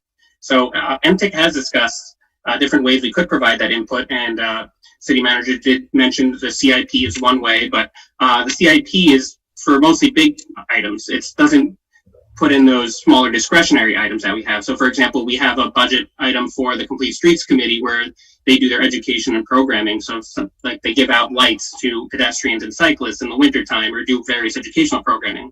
The fund has also funded different planning efforts. So the Barry Main Street Scoping Study, the Downtown Master Plan, there was money that was contributed from the ATF for those planning functions. And like Donna mentioned, rapid flashing beacons are another thing that are paid for out of this discretionary fund, and these things might not actually get be material enough to be in the CIP, so we might be losing out on some of that without this fund. So I think by not capping the ATF, you do provide the committee that's actually charged with advising you on transportation infrastructure an opportunity to actually implement those changes. And just to let you know, also there are some controls over the ATF.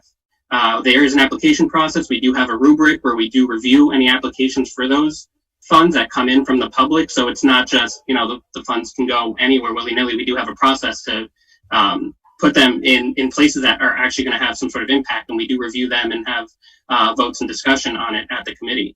So with that, I'd just like to make sure that you guys know that this fund is not, it's very useful for us, and we do carry forward the funds every year as well. So you did mention that there is surpluses occasionally, and some of that is on purpose because we do see bigger ticket projects coming forward, and we want to carry forward some of those funds that we save to pay for something bigger. So for example, traffic calming is something that we've been talking a lot about, and some of those projects might be rather large if we're talking about resurfacing a street with speed bumps or whatever treatment is going to help that specific whatever problem it is. So having those funds that we can carry forward, and in lean years, for example, a year like this year where 5% is zero, that's perfectly fine. But if 5% ends up being 50,000, we will find good uses for it, and the public is always encouraged to put in applications for anything that they feel would assist them.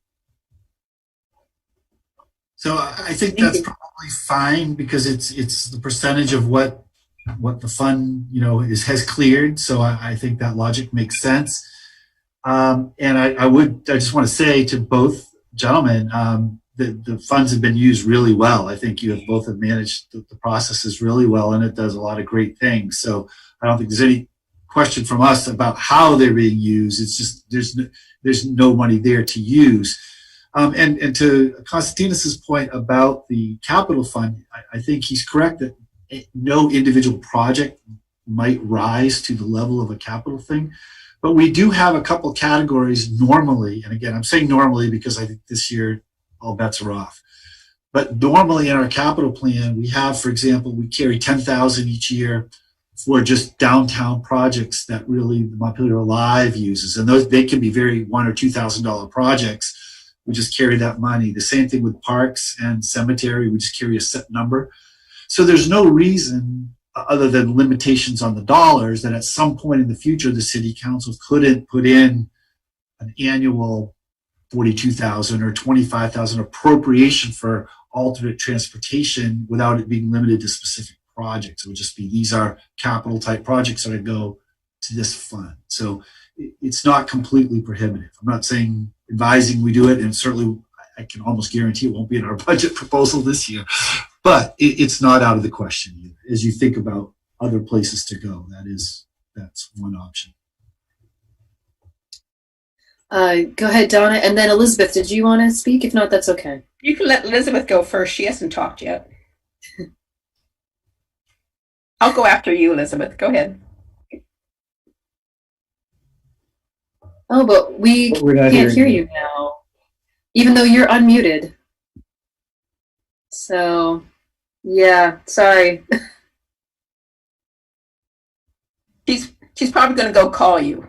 So okay, I'll talk while she's calling. How's that? Okay, all right. The thing that I see about the cap is that there are other projects that involve things dealing with pedestrians, cyclists, non-vehicle related, that are in our CIP that are very separate from the funds that this committee gets.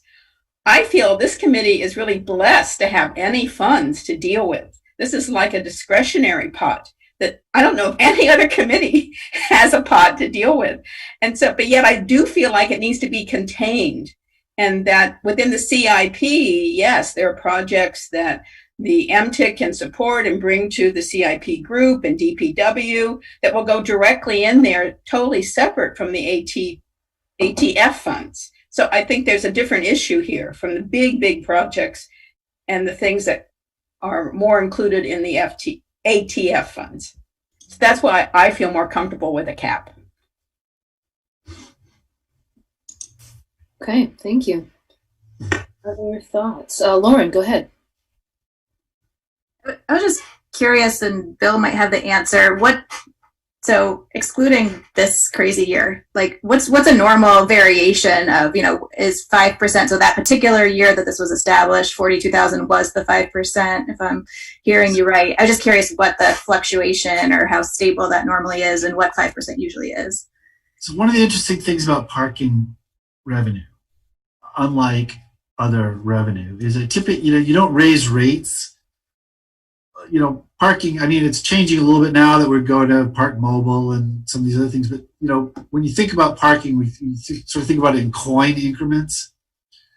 So you don't really raise your rates 2% one year because of cost of living and 3% another year. It's every number, you raise them a quarter, like every 10 years. It goes from $1.25 to $1.50 an hour, $1.50 to $1.75 an hour. And it sort of depends on what's going on around you. So the parking fund tends to get like a big jump in revenue. And for a couple of years, it has a fairly large surplus, at least in theory, because the costs are just going up. And then over time, the revenue kind of stays, if you do this all on the same camera, right? Revenue kind of stays about the same, assuming the demand is the same, but the costs, are rising. So if we're really excellent money managers, right, we take all that surplus and just hold it, because what's going to happen is eventually the costs are going to go past it, and you need that money to kind of cover it until you do the next big rate increase. So what happened was we've just done a rate increase, and we were projecting, a fairly large, the big gap, and the council was like, whoa, let's take, and don't blame them. They were trying to figure out a way to do something good. This isn't a fault, but it was like, let's take that money and use it. Well, number one, the reality is we didn't get as much of a gap as we thought. And secondly, now, the last couple of years, we've been sort of breaking even or barely breaking even. And now, of course, the bottom's fallen out.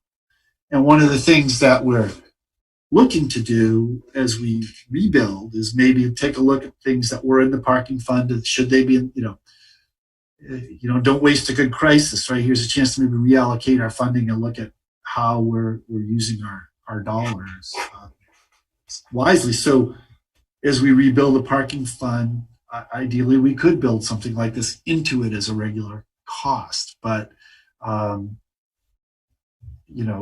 I thought it was a convoluted way of saying it's hard to predict what a surplus might be in a given year, because the revenues are really flat, really. Once you raise the rate, you're kind of at that revenue number for the next bunch of years until you change rates again.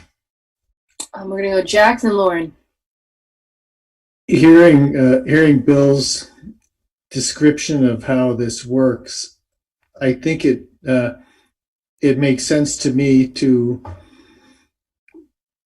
retain the cap as a way of giving us the opportunity to not necessarily say no to anything over the cap, but at least to trigger a conversation when if we get to the point where we have a surplus beyond that level. And so it makes me think that keeping that discretion within the city council is a good way to go. Lauren, go ahead. Yeah, I guess I'm just thinking, I mean, the same conversation is happening at the state level with the transportation fund, and, you know, how are we really prioritizing investments in alternative ways of getting around, and, you know, are some of those ultimately reducing, you know, the number of times you need to repay for roads and that kind of thing. So, I mean, to me, I would love to, obviously, you know, unfortunately not right at this moment, but like longer term, think about, you know, could we make that, and maybe that's how Bill was describing it, more of a stable, predictable fund that could be, you know, part of our infrastructure instead of this, what sounds kind of unpredictable. And we're seeing this year, not reliable year to year, but really try to get to a point where we're making a kind of consistent investment in this piece of our transportation.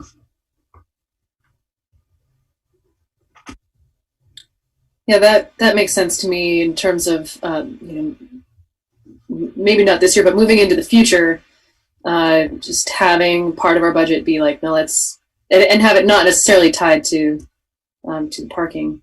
If this is something we value, then we should put money towards it. Donna, go ahead. Well, maybe I'm not understanding people's interpretation of what Bill said, but this fund has gotten its $42,000 every year until this year. Correct. So the fund has fluctuated. The city has had less money because we made a flat rate. The alternative funds have been steady since the first time it was changed from 5%. So just the fund itself is nothing you can control, Lauren, because cars will do what cars do with weather and everything else. But the fund itself for this committee, the alternate funds have been steady since it was instituted. Right, because we set it at a set amount. To be clear, cars won't do anything. The people driving the cars will do what they're going to do. But so just if I were setting this up from scratch, I mean, I believe it actually ought to be in our capital plan. I think this, if it's a value and a priority, it ought to be in our base budget. I recall what happened was we were working on building up the capital plan, and we had a sort of plan for repaving streets and all those things, which, you know, we're still could be doing a better job at. So we were maxed out of money, and the council was trying to find additional money to put to this. And I was like, well, let's use the parking fund. Nothing wrong with that. It's a policy decision. This may, like I'm saying, maybe this is the opportunity as we're recalibrating coming out of this and putting our money back into different places. It might be the time to say this is just important to us, and we're going to put a sum of money in our capital plan every year for this, and that's just what it's going to be. And, you know, does that mean that's 45 or 50,000 that isn't a paved street? That's, you know, it's a priority decision for the elected officials to make, instead of risking it on what the parking rate is and what the weather is and what the drivers do and those kind of things. Well, maybe if we move forward with it, at least moving it to interpretation of the surplus as opposed to the total amount of the fund tonight, cap or no cap, maybe this is something we can revisit as a part of our budget discussion. There was another hand. Well, so actually, first of all, Elizabeth, I don't know if we can hear you now, but I want to give you that opportunity. And then Alex.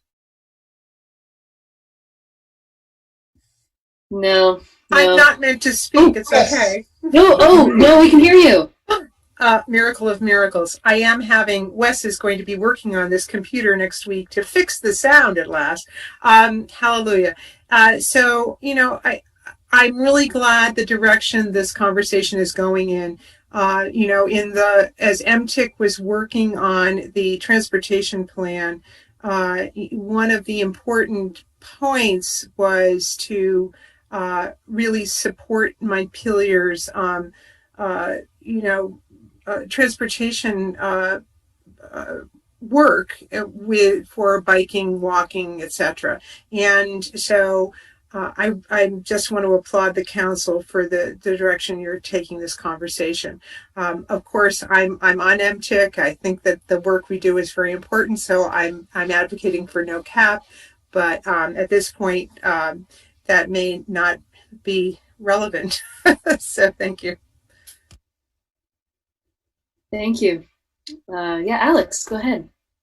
Yes, I'm just curious if another variable has been factored into the parking conversation from a point of view of many organizations who are going to allow employees to perpetually stay at home. So some people who before COVID have worked out of the downtown offices may not be coming back. So as much as you want to, the demand may not return to where it was. So just for capacity planning sake, it's just another variable to look into. And probably state might be one of the bigger organizations downtown. So like if there is any way to predict what it's going to be like, at least for the state employees, it will be like a big chunk of potentially predictable numbers. That's something we've given a lot of thought to, and of course we have no way of knowing what that's going to look like. But you're absolutely, I'm sure there's going to be some subset of organizations that choose to continue working remotely. That's a good question. Okay. So there is a, yes, Constance, go ahead. Yeah, I just wanted to comment on the piece of putting the money back into the CIP at some point and kind of having the ATF part of the CIP is that I think, like I mentioned, having some discretionary control over it from the committees would still be important. This way we don't lose out on some of the programming that we've been doing in the past, or if projects come up, for example, covered bike parking was something that we were talking about. You know, that's like a $5,000 or $6,000 expense, you know, right off the bat. And if someone puts an application for that and knows of a good location and could be part of the downtown master plan, for example, as part of the streetscapes, we'd like to still have that freedom to do projects like that on a rolling basis as they come in, where the CIP, my understanding is that it's kind of, it meets once a year and you go through all your projects and you prioritize them, and we would lose out on some of that control, and we could lose out on some projects that we could do over the summer, or rapid flashing beacons when we identify other places that might be problematic. It's just, I think it's important to keep that discretionary piece. So I just respond to that and say it could be structured that way. You know, again, using the Montpelier Alive, the downtown 10,000, we don't scrub what's going into that. Sometimes they say that it's basically, here's an allocation that Montpelier Alive can use for downtown projects as they come up, and deal with that. And if there's a change to that, like, you know, a couple years ago, I'm dating myself, several years ago, we had a big project and we knew, you know, we talked to them and said, hey, we're going to need that 10,000 for the next couple of years to go to this project, but it was for downtown. And they said, yeah, that's a great project. I think it was new sidewalks or something like that. So they were okay, but it was done collaboratively. We didn't just take it from them. So, you know, if we were going to build a new bike path, let's say, and we needed matching money, we might go to your group and say, hey, can we take 2 years of this, 50 grand to match the bike path? And you might say, great. Yeah, that meets our need. But it's not, it could be set up where you would, it's an allocation, or where you would have sort of control over it like you do now. Thank you. Donna, go ahead. I guess along those lines, Bill, Corey has been very good to come to the MTIC for matching funds. And the group has been very good being there for matching funds because the projects were related. So it definitely works very well. Yeah, of course. Yeah. No, it's been a great program. Cool. That's encouraging. Okay, so any further comments on this, on the motion that's been seconded? It's just to recap, as I understand it, it's to have the 5% come from the surplus of the parking fund with a cap. And Donna, the cap was 45,000. Is that right? Okay. Yes. Okay. All right. Any further discussion on that particular piece of this? Okay. All in favor, please say aye. Aye. Aye. Aye. And opposed? Okay, so the motion passes. Thank you, and thanks for to all who came out to chat with us about this. I appreciate you taking the time and getting the input from your committee. It's really valuable. So, all right. Madam Mayor, Yes. before you go on to the next topic, I think we may have skipped over the consent agenda. Oh, we did skip the consent agenda. Oh, I'm all about skipping things tonight. Let's do that, and then we'll take a break. Is that okay? Okay. I'll move that we accept the consent agenda. I'll second. I like that people are still using the two thing. That just makes me very happy. So, all right, we got a motion and a second. Any further discussion? Okay, all in favor, please say aye. Aye. Aye. And opposed. Okay, thank you. It is now 8:30. What do you think? 5 minutes, 10 minutes? Let's go 10. Yeah, all right. See you back here at 8:40.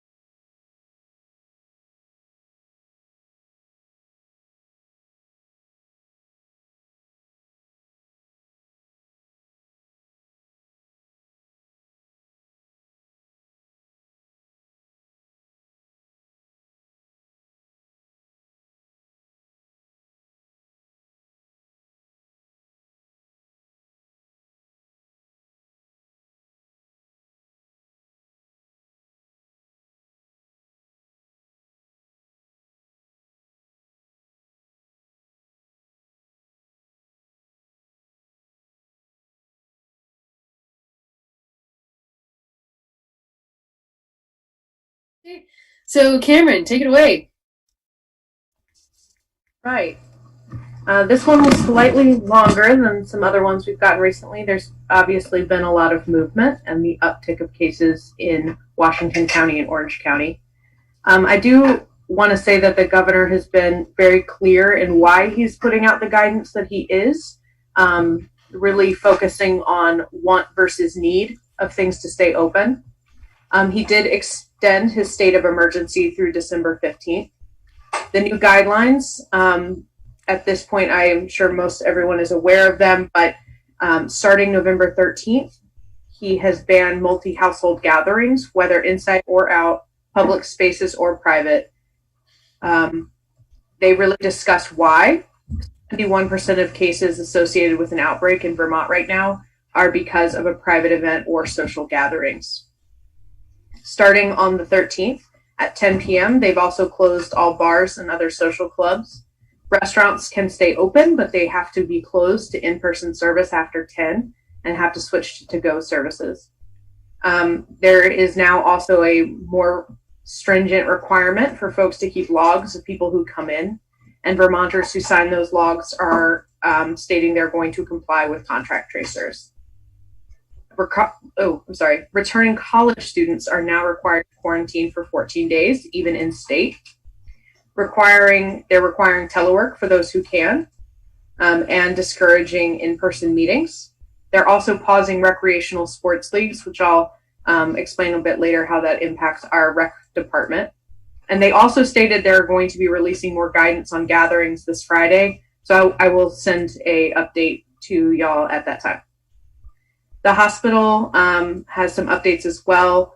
Health Services has ordered hospitals to go back to tighter restrictions, which includes no visitors with very limited exceptions. Again, our travel map has been suspended, and all travel into Vermont requires a 14-day quarantine or a 7-day quarantine and a negative test.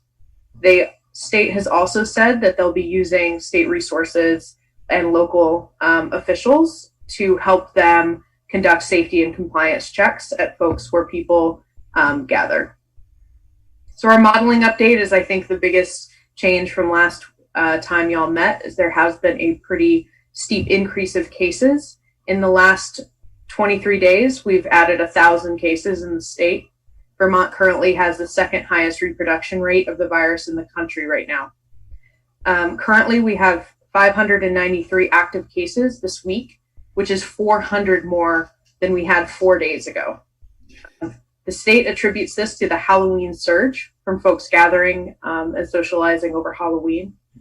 So that's really, really worrying. The state did reach out to us and met with us this week to discuss emergent needs in Washington County and Orange County, and we'll be helping sort of craft better communications for us to share with residents.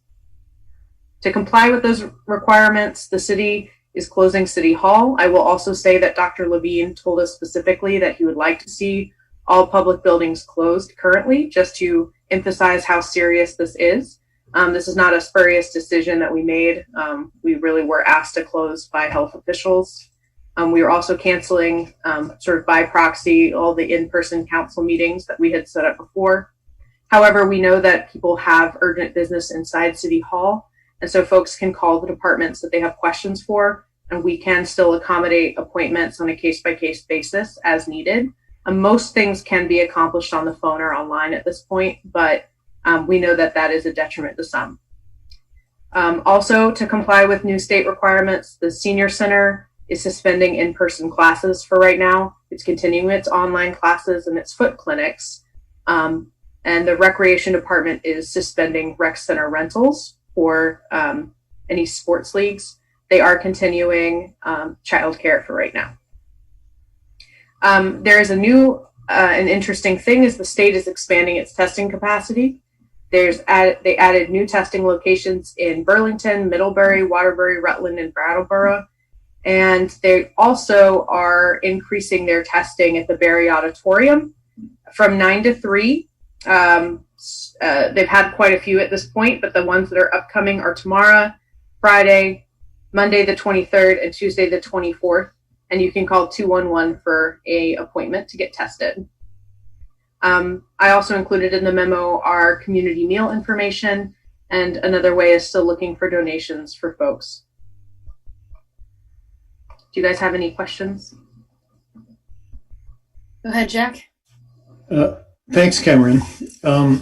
I just thought of this from an article in the Washington Post this morning. Do you know if there's any progress on development of a COVID-19 contact tracing app for cell phones in Vermont?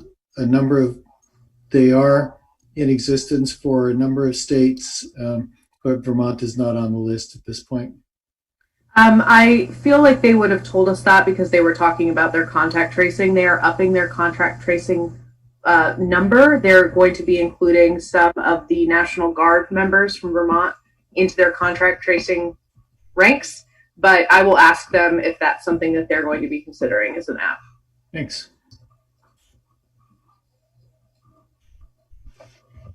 Lauren, go ahead. And then Dan. I was just in response to that, I had heard Dr. Levine at a recent press conference on this topic saying that they were watching what other states were doing, and basically until they saw a proven example or model, they didn't want to spend their limited resources on developing that. So I think it was a little bit of wait and see, and if other states kind of had something that we could mimic, but he hadn't yet seen it as something that had proven so useful that they were spending their time on. Lauren. Dan, go ahead. Sure. I had a question about, we're seeing this uptick in Washington County cases. Have they broke that down into communities where in the communities they're seeing the uptick within Washington County? They said adults primarily, and adults who are socializing with others. There has been some back and forth with the state and not just us, all the localities about what level of information we can get to make sure that we target our communications to the right folks. And that's not, I think just because we're such small communities, they're not going to identify specifics other than right now it's primarily adults and adults who are socializing. I said, what about geographically? Are they finding, Montpelier? They've broken it down by region mostly. So I don't think I have any more specifics than that, really. They do have a heat map on their website, but it just says general numbers. Uh-huh. Thanks. All right, any further questions? Just to further that a little bit, I had at one point seen a breakdown of the Washington County numbers by city or by town, and yeah, it definitely exists. It just isn't. It's like one of those longer term maps where it says like how many cases you had and do have, but it doesn't tell you anything more than that, right? Right. I'm going to tell you what community that is. It almost seems like a historical map where and that may be sort of a secondary tier. And the message may be it's Washington County, so it's us. It's whether it's an outbreak in the northeast section of Washington County or not, we should all be acting as if it's in our community. I'm sorry. No, go ahead. I was just going to say they also are trying very hard to not be very specific in what they publicly discuss, because they're really trying to discourage, for lack of a better word, witch hunting, who has the virus. I think that's impacting smaller communities much harder than it is ours, but still something that could be possible.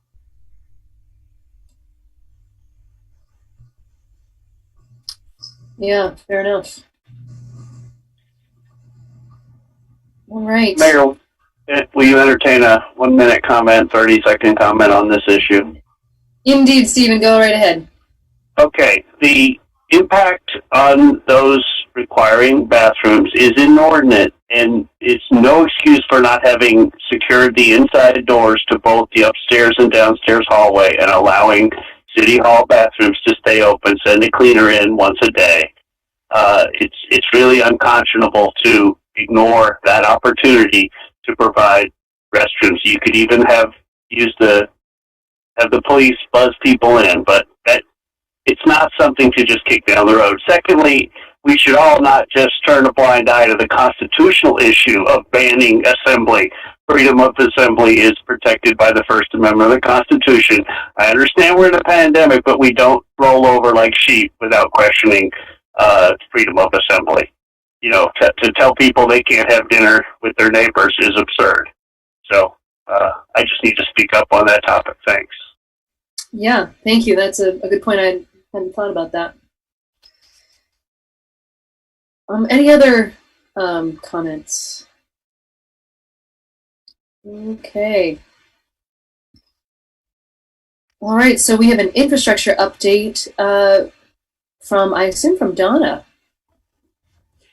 Hi, good evening. I'm here tonight for the annual infrastructure update. Joining me is Zach Blodgett and also Kurt Monica, and I apologize that we did not have Kurt's, our deputy director's name on the front of the PowerPoint. Complete oversight on our part. So before we start talking about what we accomplished this year, I just wanted to sort of reflect and acknowledge on the changes that our department encountered. COVID changed everything for us. And so typically we would be sitting here, the three of us, and we would be talking about how well we managed all the projects that were on our plate. And but COVID not only affected our ability to undertake projects, it affected how we did the work of our department, when we did the work, whether we did the work, and we had to deal with ever-changing rules, short staff situations, and more. So we're feeling a little bit awkward and a little bit guilty that we can't come to this meeting tonight and do what we normally do, which is proudly present that we succeeded at everything that was on our plate.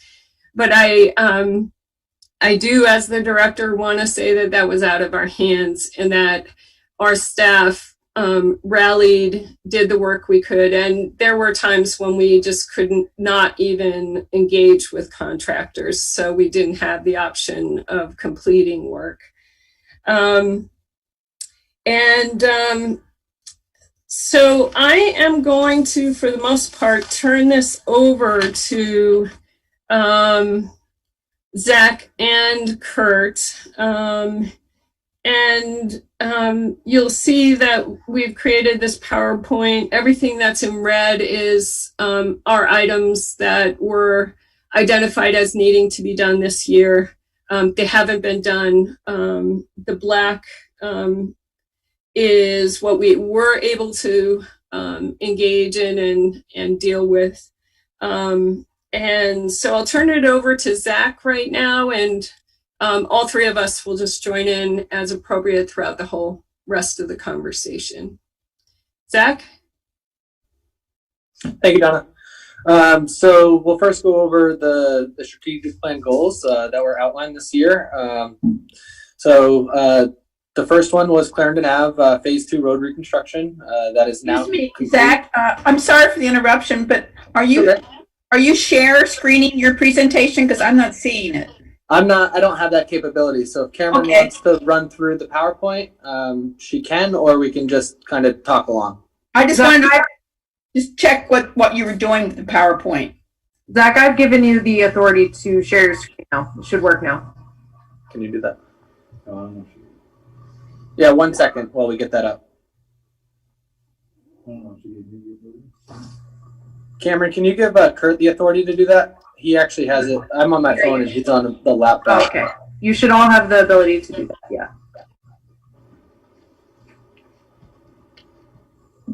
There we go. And then just begin the slide. Just go to slideshow.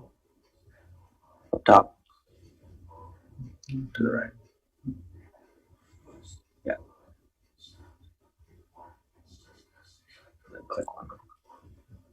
All right. So of the first strategic plan goal, it was Clarendon Ave Phase 2 road reconstruction. We are wrapping that up this week. They're just finishing up the final topsoiling. We have got a lot of actually really good feedback from the residents. Very pleased and happy with the contractor and the project, and just a lot of compliments on that project. The second strategic goal that we had was Taylor Street, the stormwater and the road reconstruction. That is mostly complete. The lights are still, they still need to go up, but for the most part, the road is paved, the sidewalks are in, the dry wells are in, the stormwater treatment is in.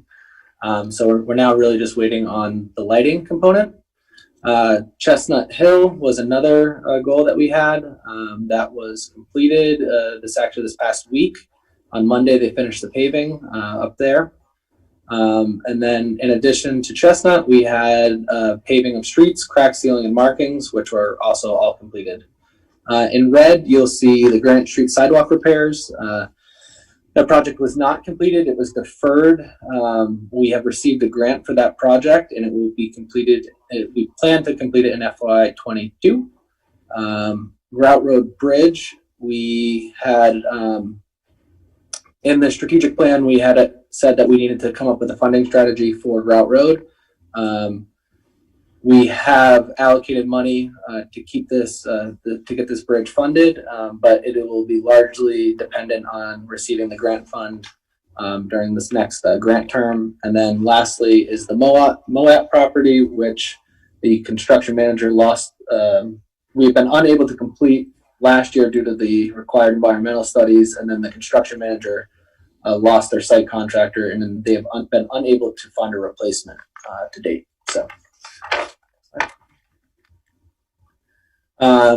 So in summary of the FY21 projects that were, the majority of these were outlined in the CIP program.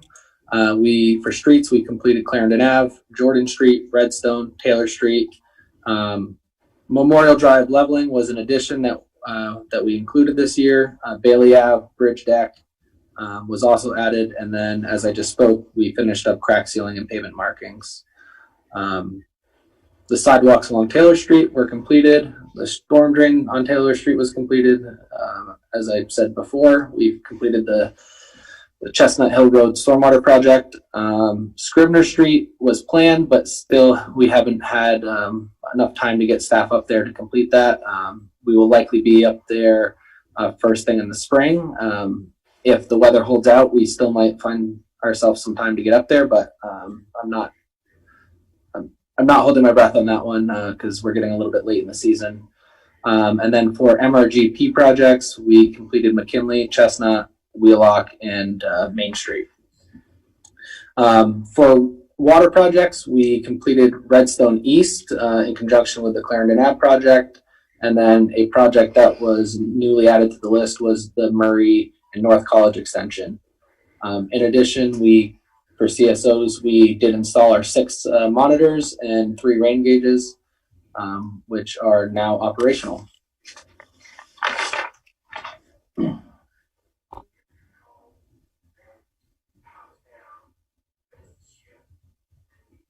Okay, I'll talk a little bit about the projects that we didn't get done. So for street paving, Dewey Street, Donnell were planned around the Clarendon Ave projects in that same neighborhood. That was a budgetary cut, so we weren't able to complete the paving on those 2 streets. And that's similar for Westwood Drive, another deficit mitigation plan item. And also Cumming Street, we're just getting underway with that one. That is currently being converted to gravel with our own staff. So the pavement condition was so bad that we've decided to temporarily turn that street into gravel.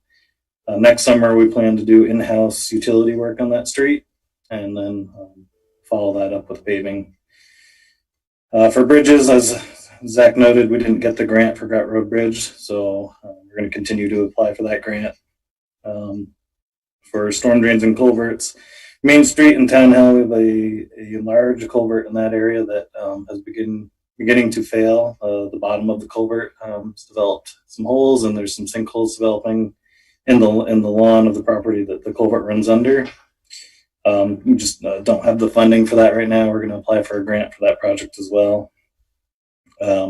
Phelps Street was going to be a contracted storm drain project. That was a budgetary cut due to COVID impacts.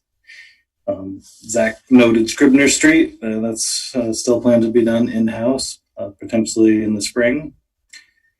And then for utility work, in front of the State House, there's a large, it's really a constructed drop in the sewer main. It's an area we're not able to clean, so it ends up backing up the system a little bit because of that's incontinuity in the grade of the pipe.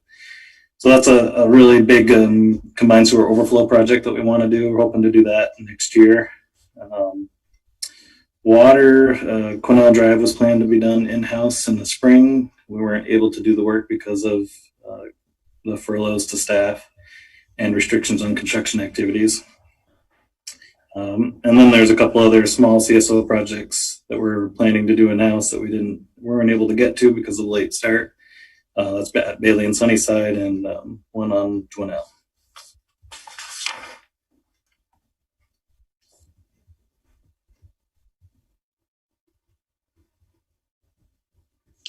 All right, so here's a summary of the completed projects, and you'll see on the right that there is an approximate goal / target that we try to meet on an annual basis. So typically our goal is 2 miles of roads paved. This year we were able to get a half a mile of resurfaced roads, plus we were able to do some leveling projects. So we were right around a mile worth of paving work this year. For sidewalks, we look to get around 444 square yards of concrete and 1,350 square yards of asphalt. And we were only able to get roughly, of reconstructed sidewalk, we got 267 square yards, and of new sidewalk added, we were able to do 104 square yards.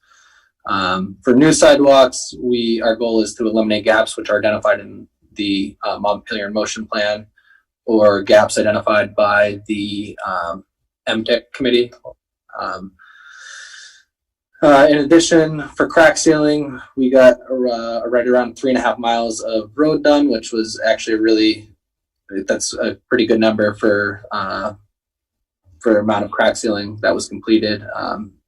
The goal and the target depends, it varies with the severity of the road. For storm drains, we look to get around 1,200 feet completed a year, and this year we completed 600 feet of it. For stormwater MRGP, we're actually doing pretty well in that category. We completed 4 projects, and the goal / target, we're on track. That one it's a little bit harder to explain because there's a whole bunch of tiered goals over the next 20 years. The first 5 years, we have to eliminate all of the high severity problems, which we only have a few remaining. So we have a couple more years to do that. And then for CSOs, like I said before, we ended up installing the 6 monitors. Our goal and target is to fully eliminate CSOs. And then for water projects, our steady state goal is 1,500 linear feet a year. We were able to complete 1,500 feet, but that was some of those projects were new lines, like Murray and North College. That was an extension. It does bring in revenue, so it is good, but it doesn't really fulfill the steady state target of replacing 1,500 feet of existing mains per year. I should also note, though, that in this table we forgot to include the work that was done at the rail crossing along Berry Street. So there's an additional 500 feet there, which should be counted towards the existing infrastructure. And with the sewer, again, we omitted the Berry Street rail crossing. So we completed about 1,000 feet of sewer line along Berry Street, and our our annual target is around 1,400 feet.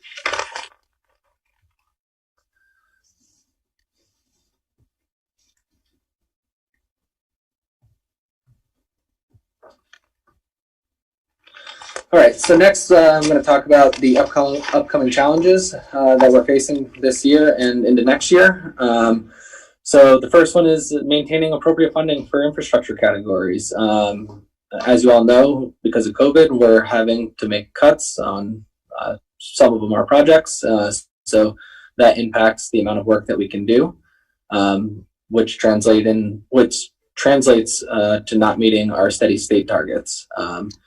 We deferred approximately $500,000 in equipment and projects in FY20. We also have reduced staffing levels with 6 positions that remain vacant in the department. It also should be noted that typically we hire a construction inspector for summer projects, which we did not have this year. In addition, the reduced staffing is limiting our capability or our ability to complete in-house construction projects. We are trying to diminish overtime as best as we can. We've had a change in leadership positions, not just within our department, but through a whole bunch of positions within the city, which is taking its required time to achieve a new normal and for us to restructure how we operate. As it was stated a little bit earlier in today's meeting, the parking fund is no longer supporting the alternative transportation fund, but now we passed the resolution tonight, so it still will support it. And then the last one on this page is the increase in public demands resulting in more people from working home and noticing more issues.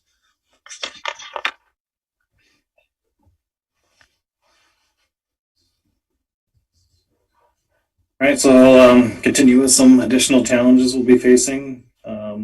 The water sewer master plans, they've hit 5 years this year and really need to be updated. A lot of things have changed with the big project that we have currently ongoing at the wastewater plant.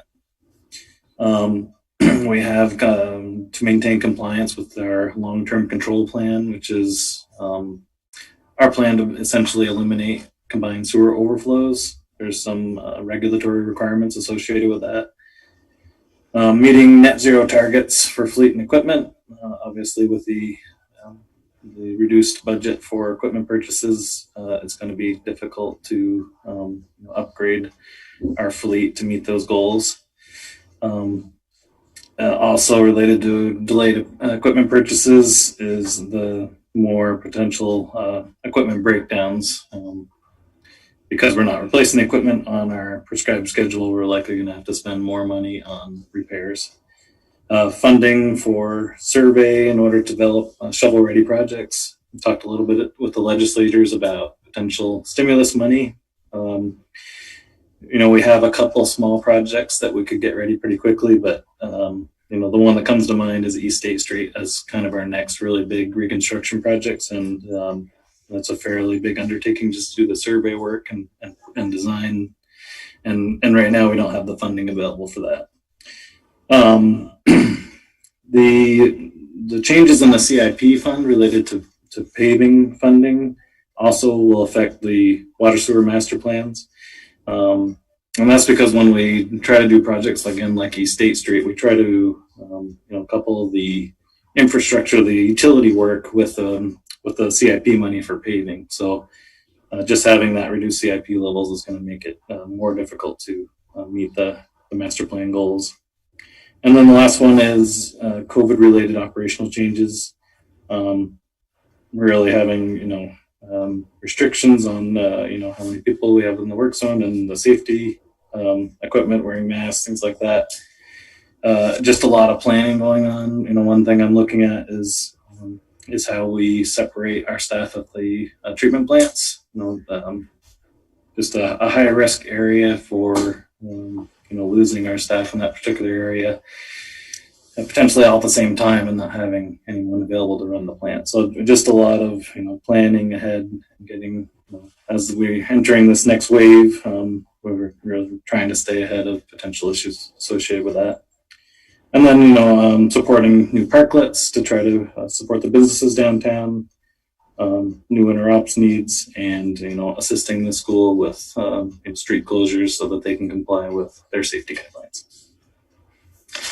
And that is pretty much it for our presentation. We open up to questions. All right. Well, thank you. Okay. Yeah, go ahead, Jack. Hi, this is just a quick one. There aren't that many people that live on Grout Road, but how critical is the bridge issue? Are people in any danger of being stuck on the wrong side of the bridge? Sure, I can. So it's not the bridge isn't immediate. Is not an immediate risk of failure. The issue is getting heavy trucks over the bridge. So there's one property that needs a new well drilled, and the bridge currently can't support the load of that drill rig. So that's some of the urgency around it. There are also, some restrictions on, how large a fire truck or emergency vehicle could access it. But the actual, pedestrian cars, or not pedestrian cars, but personal vehicles are fine to go over the bridge. Thanks. For the foreseeable next few years. Thank you. That'll be done. Other questions? Go ahead, Donna. Yeah. And then Lauren. I just can hear all your discouragement of what you haven't completed. But I want to tell you, I see what you have completed and what you've coped with. And I salute your work. And I know that you'll do the best you can under these very, very trying circumstances. And I thank all of you. Thank you, Donna. Lauren, go ahead. And then Dan. Yeah, I mean, I also wanted to, Donna's starting off with apologies. Like, we're in unprecedented times, and we all recognize that and appreciate all that you have gotten done. So I thank you. And, it's been a hard time for everyone. And, the list that you showed us of everything that you've gotten done is impressive to me. So thanks for everyone's hard work. Also wanted to say, congrats on the standard offer agreement that we approved earlier, right? Yay, that's a good step forward. So I just wanted to acknowledge that. That's great to see. And my only question was, for the staffing issue, it's just been hard to hire people, or have we stalled out on hiring because of our budget issues, or could you just describe what's So happening? part of it is has been budget issues. Each of the departments has been asked in a couple of different timelines to offer up the ability to move forward with a balanced budget. And so that's part of it.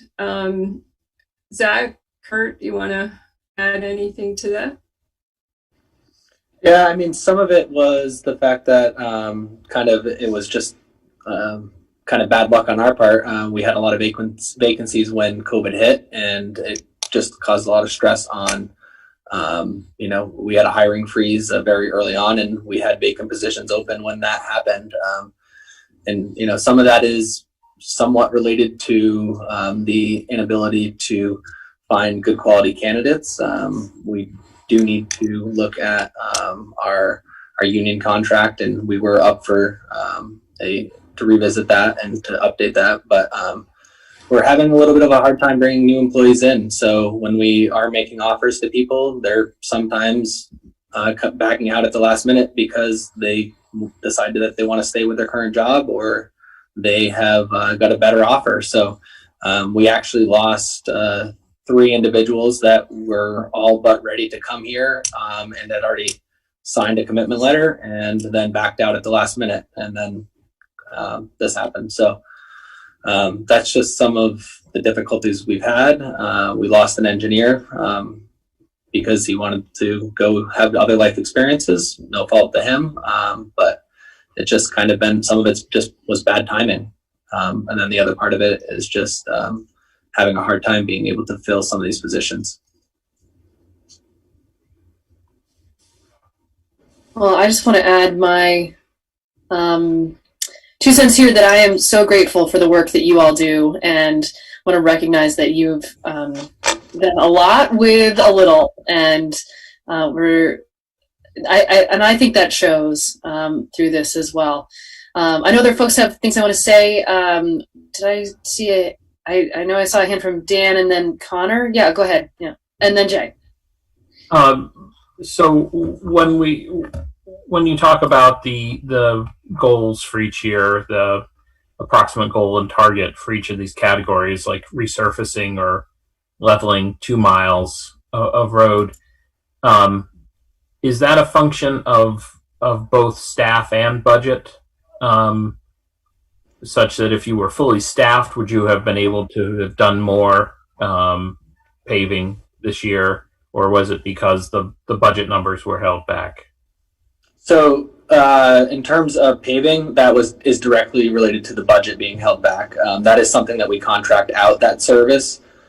So when we eliminate roads like Westwood, that was, almost 3/4 of a mile. So we ended up having to take things out to meet the shortfalls in the budget, which is why we weren't able to hit those targets.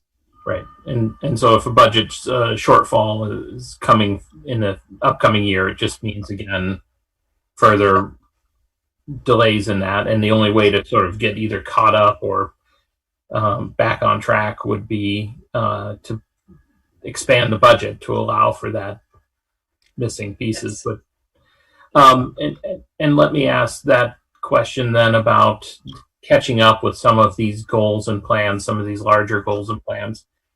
Is this something where these are just lost years and we're going to have to reevaluate these plans in the near future? Or do you see a path forward for catching up with some of these larger goals? So I guess street paving is probably the hardest one to talk about because it relies really so much on hitting your minimum targets. Generally we have 40 miles of road that we pave, and we have a 20-year life cycle. So it's pretty easy to understand that you need to do two miles a year to be able to get your 40 miles. So when you are unable to do as much, we can only get really so creative with how you stretch the money.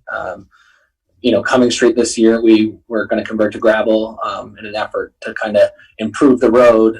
So I think that we will be able to catch up a little bit, but without really increasing the funding, I don't know how we can I don't know if we'll ever be able to truly catch up, at least in the short term. It may be a little bit of a progression to dig us back out of it. Sure, but even looking beyond the paving question, as far as, for example, the master plan for the water and sewer that you mentioned, is this something where you're going to be looking to reevaluate some of that in the next 2 years, or do you see a path forward to catching up with some of these? Yeah, so for the water and sewer master plans, we had planned to essentially reevaluate those on a 5-year cycle. It's just a lot of changes with the plants and everything, like I mentioned earlier. We don't know where those funds are exactly yet as far as financial impacts. There's some early indication that there's some delinquent, water sewer bills. But we don't have a good handle at this point on what the financial impacts are. In the short term, I don't think, the loss of the CIP for paving funds associated with large reconstruction projects, I think we could catch up from that and just do solely utility projects if the funding's there. But I think at this point, it's a little too early for us to say exactly what that impact's going to be. But I think there's still a chance we could, stay on track with the steady state. Okay.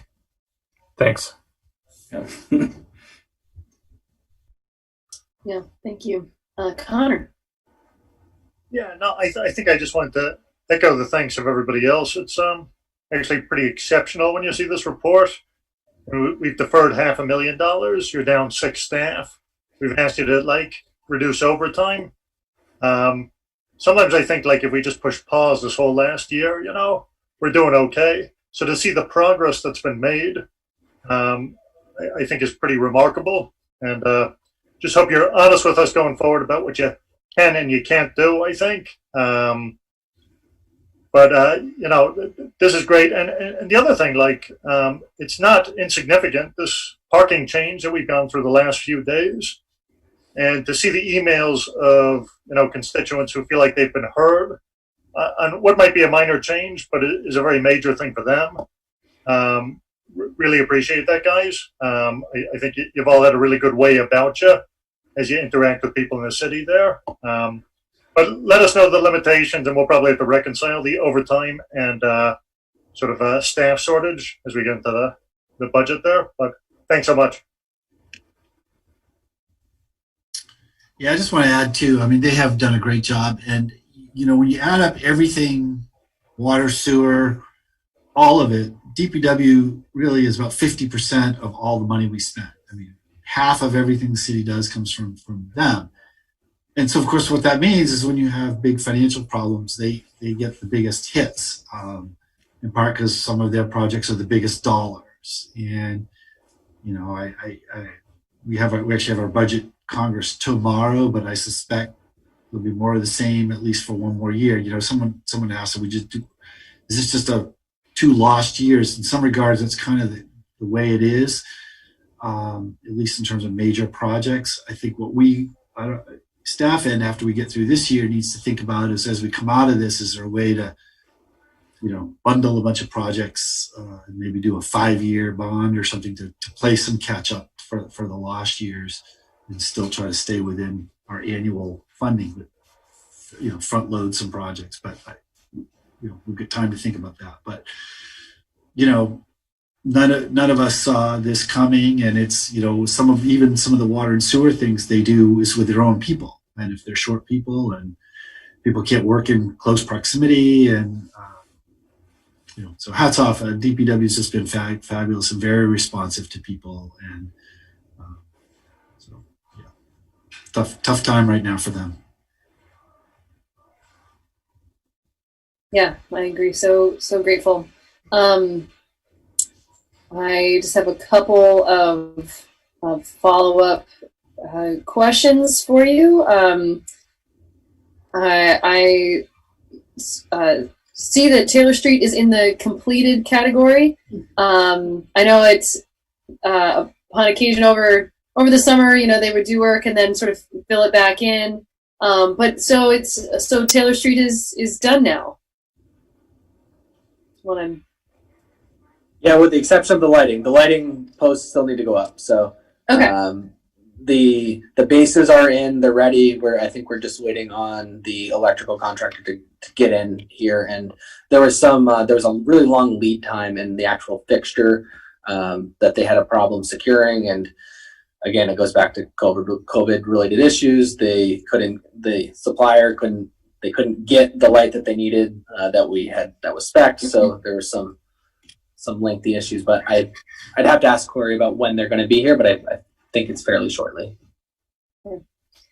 That's good to know. And it's also good to know just a little bit of the backstory about the Moet property. That's something that folks had been, upon occasion asking me about, and wasn't sure what the status was or why there were some delays there, but it's good to know. And, hopefully they're able to find the folks they need to get that done. Just coming to sort of what Dan was saying and Bill were saying earlier, just thinking about the gap that this generates on into the future. And it's so, as with everything, it's just so hard to know how it's going to play out. I like this idea of having a bond to bundle a bunch of work together so that we can potentially catch up.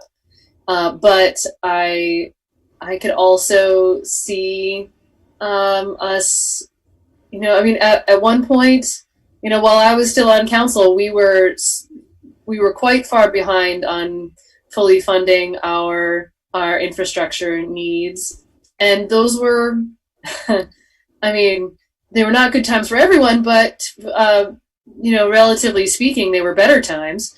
And so I could just also picture us making a commitment in the future to catching up, and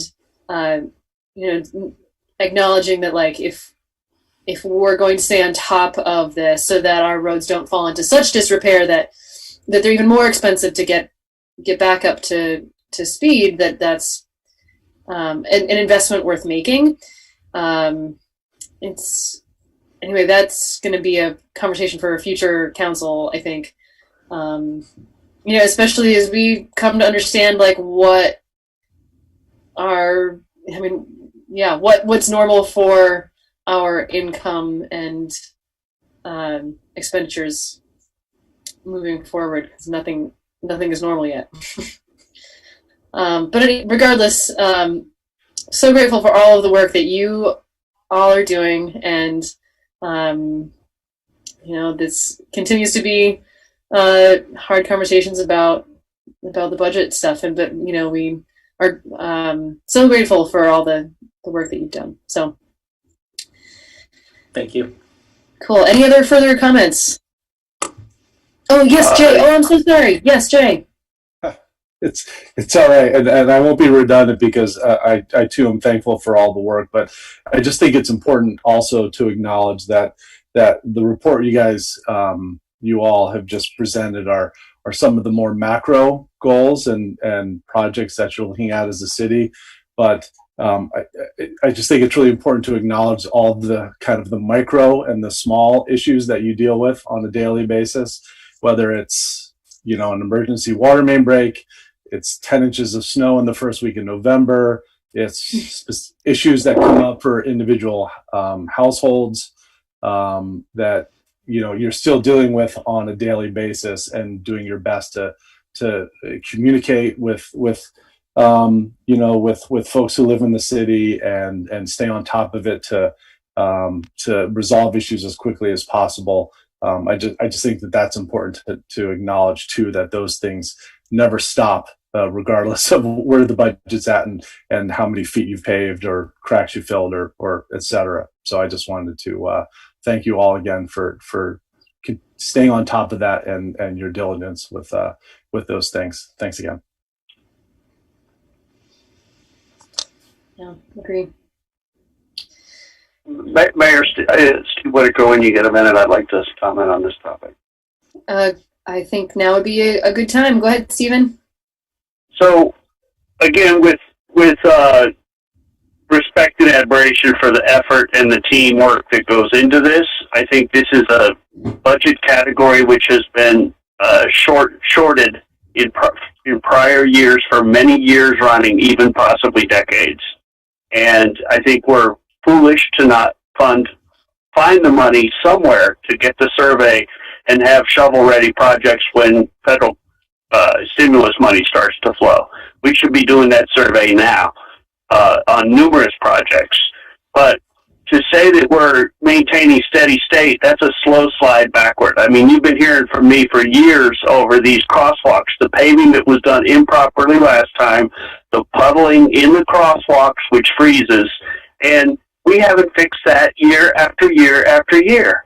And it's unconscionable. So when we have sloped sidewalks from frost heave on School Street, where people are falling down just trying to walk down the sidewalk because the library melt runs across the sidewalk and freezes, and you can't walk on a sloped sidewalk, and it's just there's too much that's getting neglected. And it's not that people are staying home and noticing this. I've been noticing this and listing it for way too long. And my point is that this COVID has come and created a perfect storm to lower our bar of expectations. And that's not what we should be doing. We should be raising our bar of expectations and hiring the people to get the job done and get caught up on a decade or two of neglected maintenance. So you need to put more funding in, but we spent $250,000 on signs that do nothing, that point to closed businesses, when we could have actually, fixed some sidewalk or replaced the 2 lampposts, would have live electric wires hanging out on the School Street Bridge or the Rose Lucia Bridge, and right in front of the fire station. I mean, the snowplow hits and pries up the steel on the Rose Lucia Bridge. All those corners are bent up and curled, and I've walked around and showed those, to staff. And we don't have time to walk around with a sledgehammer and pound that back down. We don't have time to fix the most glaring, Anyway, you got the point. Donna's definitely got the point. This now would be the time. We know federal stimulus money is coming. Now would be the time to get ready for it. Instead of worrying about a 5-year bond, let's get some projects teed up and find the right staffing and get the survey work done now. I'll leave it at that. Great. Thank you, Stephen. Anyone else? Konstantinos is raising his hand. Great. Konstantinos, go ahead.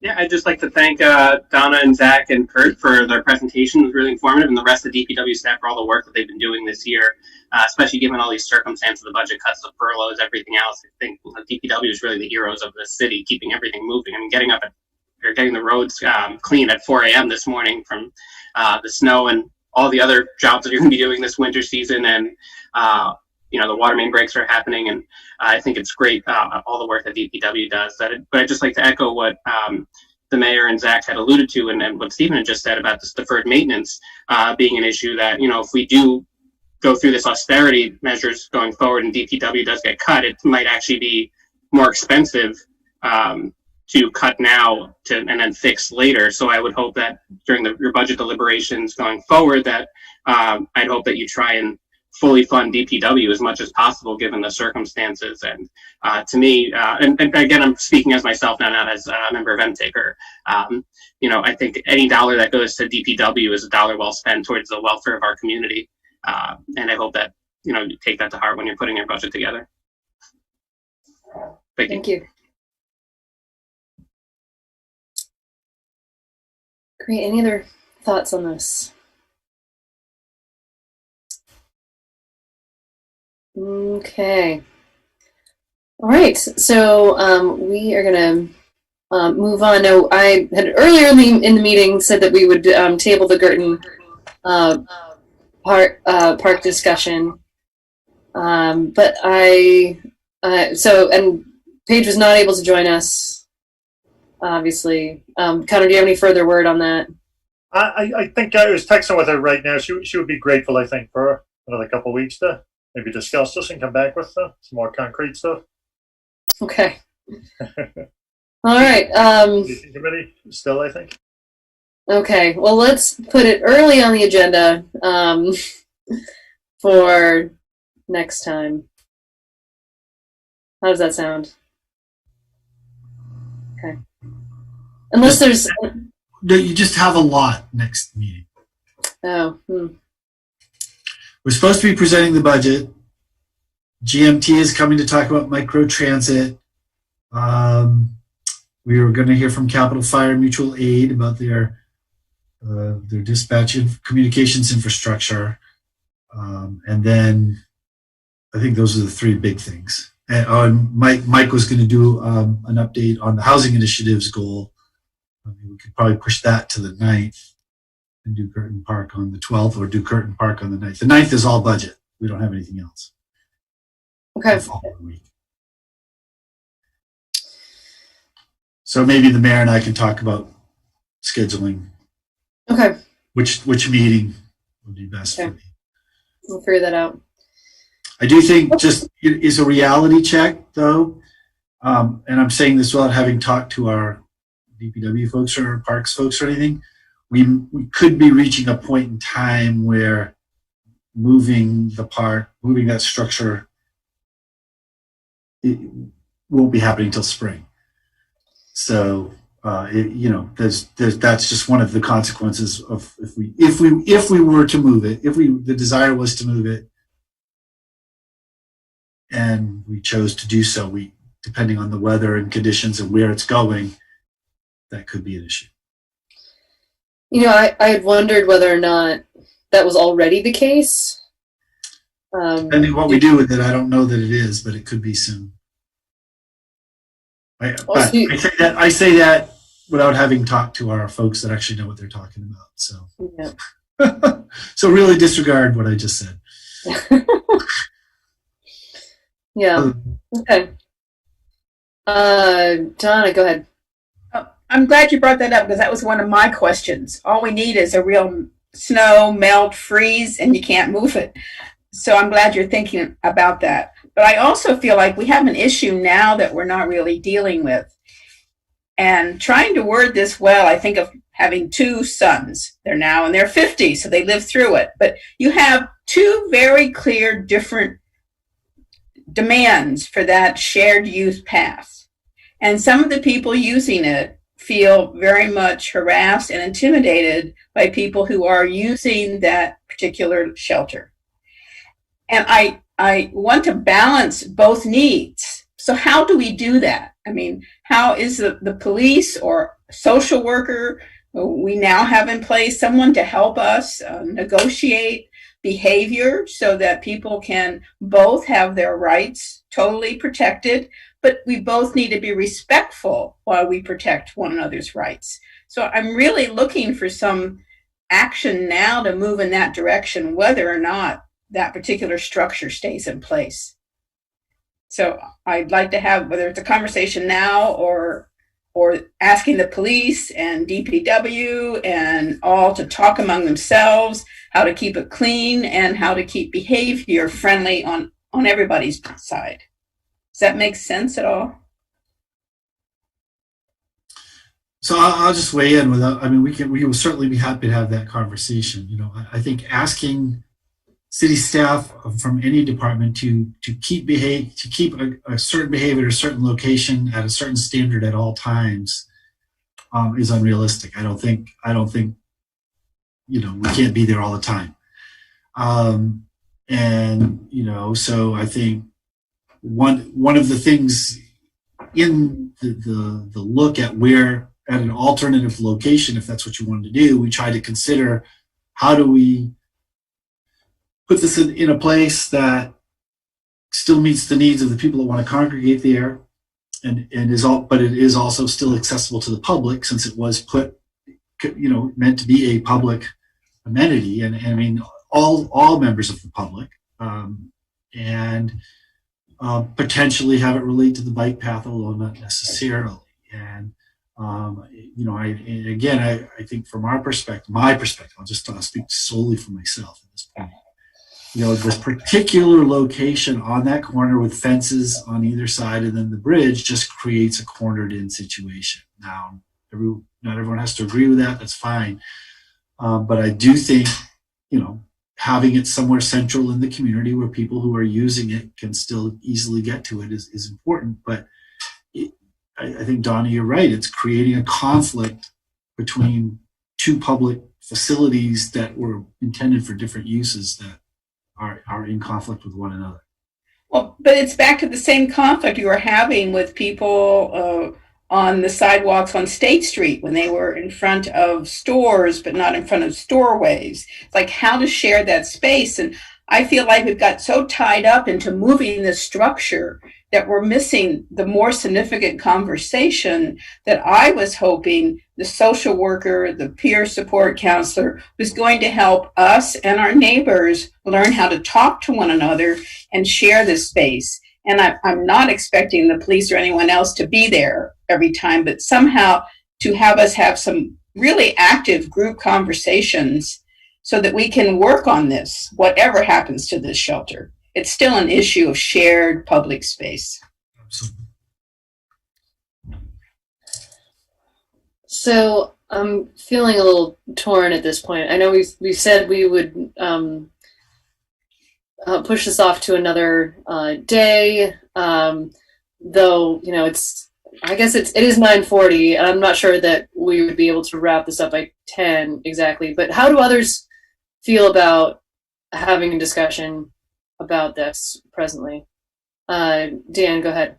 I mean, I feel comfortable having a discussion now. I reviewed the options, and I think there's a couple of different conversations within this, and it's part of it is keeping those threads somewhat separate. And I think Donna's point's a fair one, but I think that her point is a larger point, and I think the worst of all worlds is a situation where you have a shared use that creates an antagonistic situation, which from the feedback that I've gotten in the past few weeks from people feels like it's moving in that direction.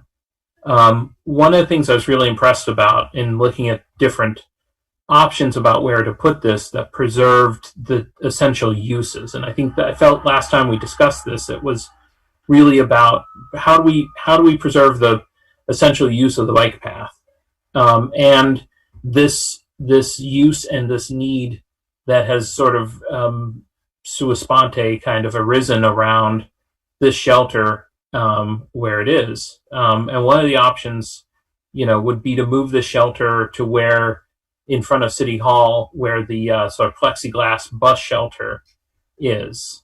And one of the things that I really liked, I talked with Bill about this, is because it would be so close to a building, it would enable a charging station potentially to be connected to the shelter, so that if anyone, because I know that's one of those issues where people need a place to charge cell phones if they can't have access to inside of a building.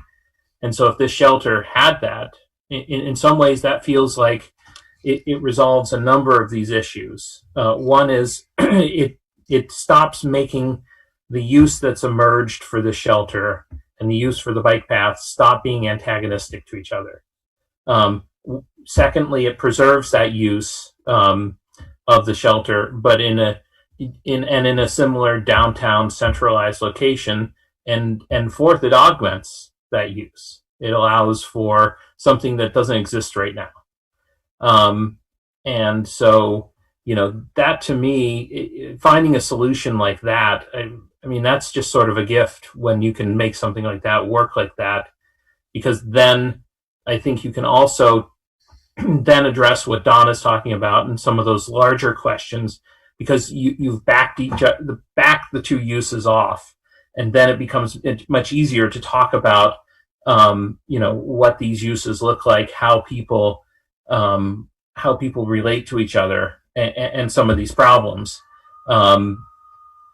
such as we've seen in the past and such as we've seen at this site. When they're forced into sort of each other's faces, I think you encourage that antagonistic behavior. I mean, you get emails from panicked constituents who say, "I'm really uncomfortable walking by this," or an email, "Hey, there's naked people down the shelter that are causing some people to say, why aren't we solving this problem?" And not the bigger problem, but the small acute problem. And so I think by backing this off, and so to me, we could hold this conversation off, because to go back to the mayor's pending question, which is, I think we could put this off. We could put this off for 2 weeks, 3 weeks. We could talk to Paige. We could sort of mull this over a little bit, but this seems like a fairly clear solution that keeping it where it is right now is not a workable solution, because I think it does a disservice to both uses. And encourages the antagonism that we've seen over the summer. Because we have these other options, and I can understand a few weeks ago when we didn't have an option, where there was an asserted use, but not necessarily an option on the table. But I feel like now we have that, and we have that option. And so I'm happy to go ahead and have the conversation.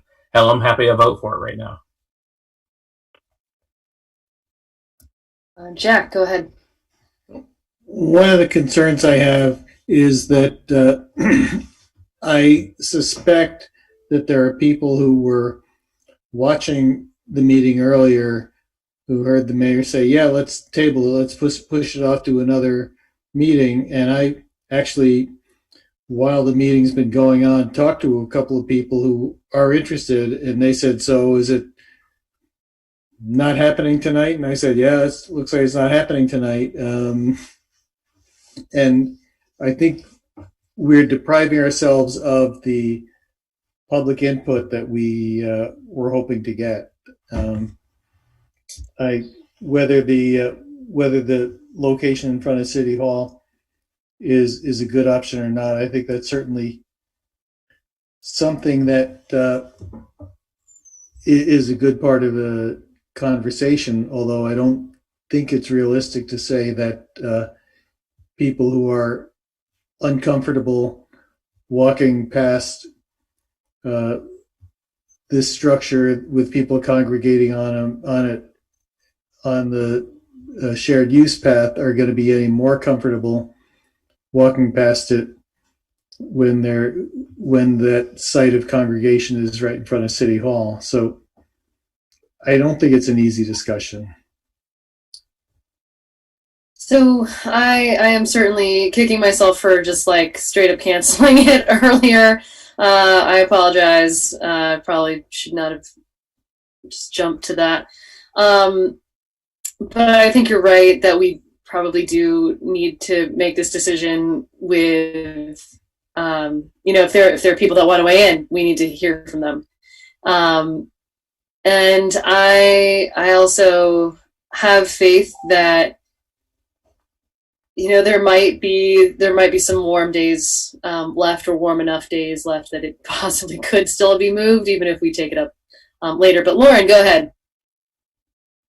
Well, I guess I was just wondering if I don't think I do, but were there questions, or like with a memo we got, is there any additional information gathering that it would be good to let city staff know, or anything, if we're going to push it off 2 weeks so that we don't have the discussion and then realize, oh wait, I had this question and we didn't answer it in the meantime? Connor, go ahead. Yeah, I can see, I thought maybe Confluence Park might be an option too, if it was set back far enough. And there was talk of having a structure such as this, I think at some point with the River Conservancy. So that was the only question I had. I'll tell you, like the constituents I've heard from this week have said, leave it there. We want to keep it on the bike path. It's, whatever problems you have are going to move with the structure. So just deal with that. And there's like thinner spots on the bike path that would create, just as much problem with the social distancing and stuff. In talking to Paige, and it was a brief conversation, but it was definitely meaningful to her. Given the work that Jed has done on sort of water quality in town, to maybe have that on a place on the water where the grandkids could come by and sort of pay tribute to the granddad there. So if there are options like that, I don't mean to get too sentimental, but that would definitely resonate with me. So just for context, also, I'm a little wary of putting it. I've thought about putting on the the option of putting it at the Confluence Park space as well, but it seems as though that may actually not resolve the issue too much, because there is still that proximity, and there's still a corner there. I'm gonna let Jay go ahead, and then Stephen, go ahead. Well, I'll just jump in on a couple thoughts here. One is I think as far as the Confluence Park, as I understand it, there's been a fair amount of design work already done, and a structure like this, there is, thought of kind of an open space or a performance space, but a structure like this doesn't necessarily fit in to what where the design is at this point. And yeah, I would be concerned that it would not alleviate the issues that are happening right now.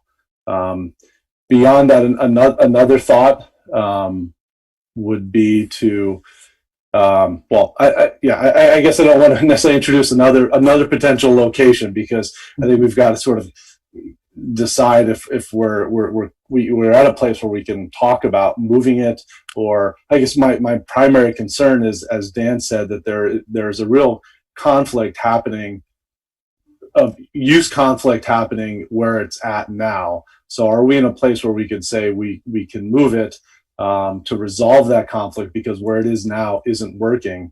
Or are we in a, because it doesn't seem like we're in a place now where we can figure out exactly where it needs to be in the long term.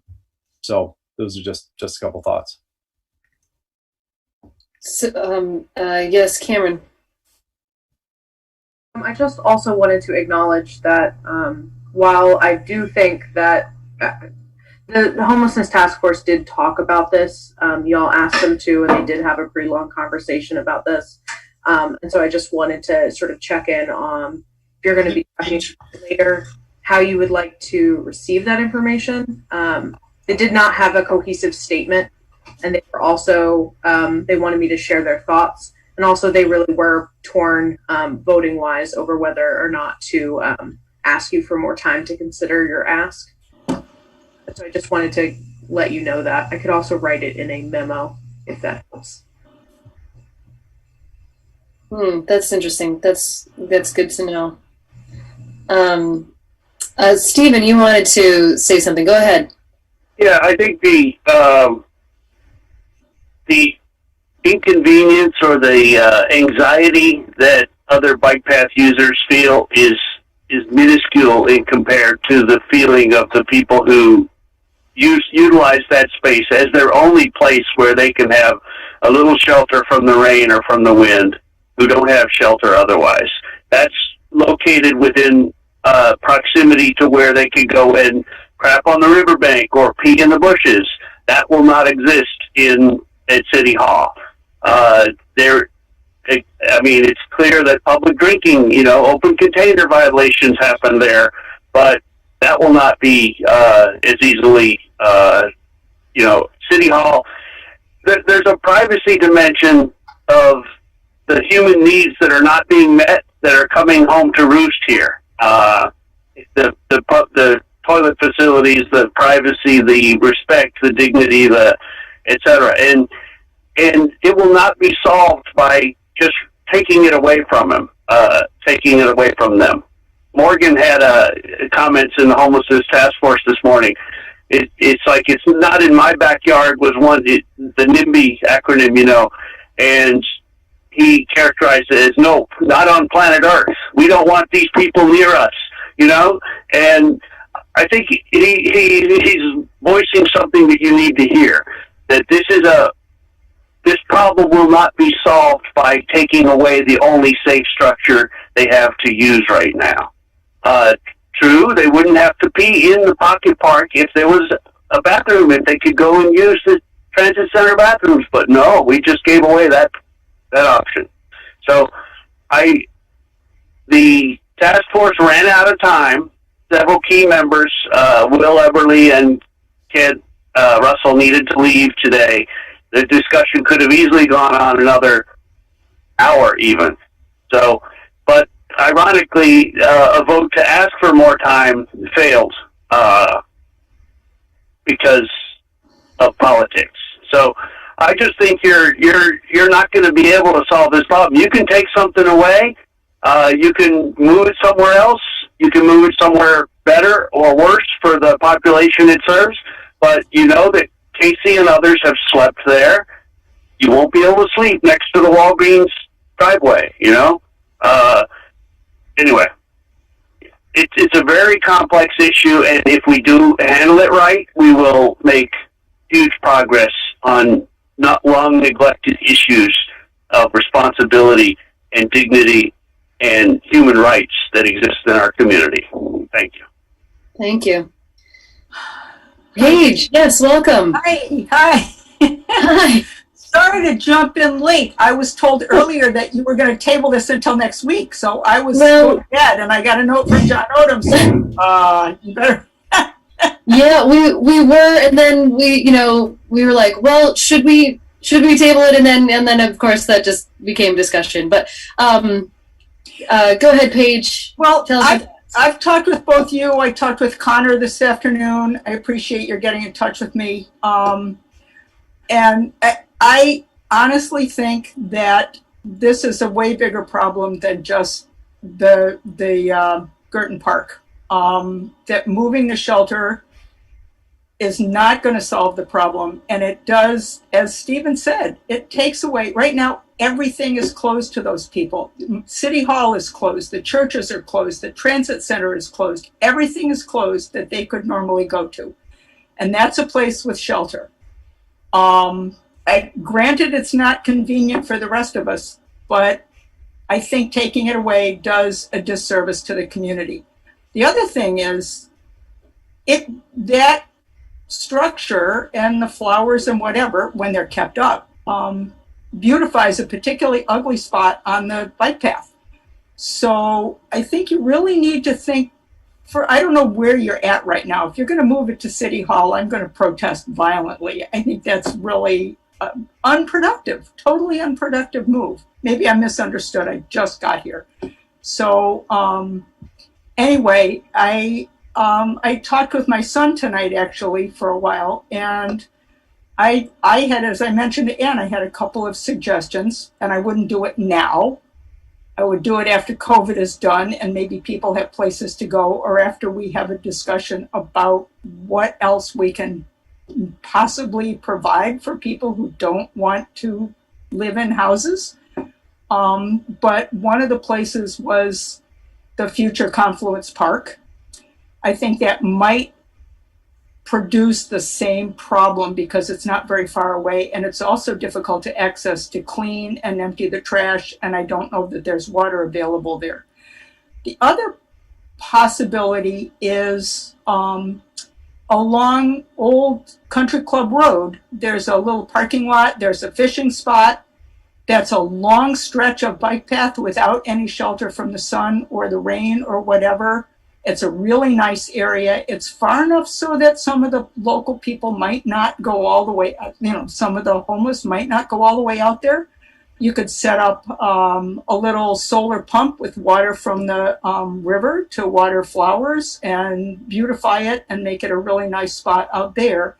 And personally, because it's for Jed, or that was after the fact, I realized that, but it is now a memorial, I would love to see it on the river. I think that's important. I think that's what he was about. But I also believe that he would not be happy about just taking that little shelter away from the people who are using it. So thank you. So one other piece of information that feels relevant is that from my communications with Another Way, they were planning on building a similar structure on their site. So whatever function that structure is serving could potentially be replicated over there, which is not that far. Right, but it's also right on the bike path. So that part of the problem is not going to be eliminated unless you move it away a little bit. Right. Well, and so that's, I guess I'm saying that that frees up the location of the the structure. That's great. I'm really happy to hear that. Because I think something needs to be provided for people, and everything else is closed to them right now because of COVID. Yeah. So that would be awesome. Well, so it is 10 o'clock. I actually don't think it would, because we said we would table it, I don't think it would really necessarily be appropriate for us to vote on it tonight, unfortunately. But excuse me, which was actually like what I was like hoping to avoid. But Morgan, you wanted to add something. Go ahead, Morgan.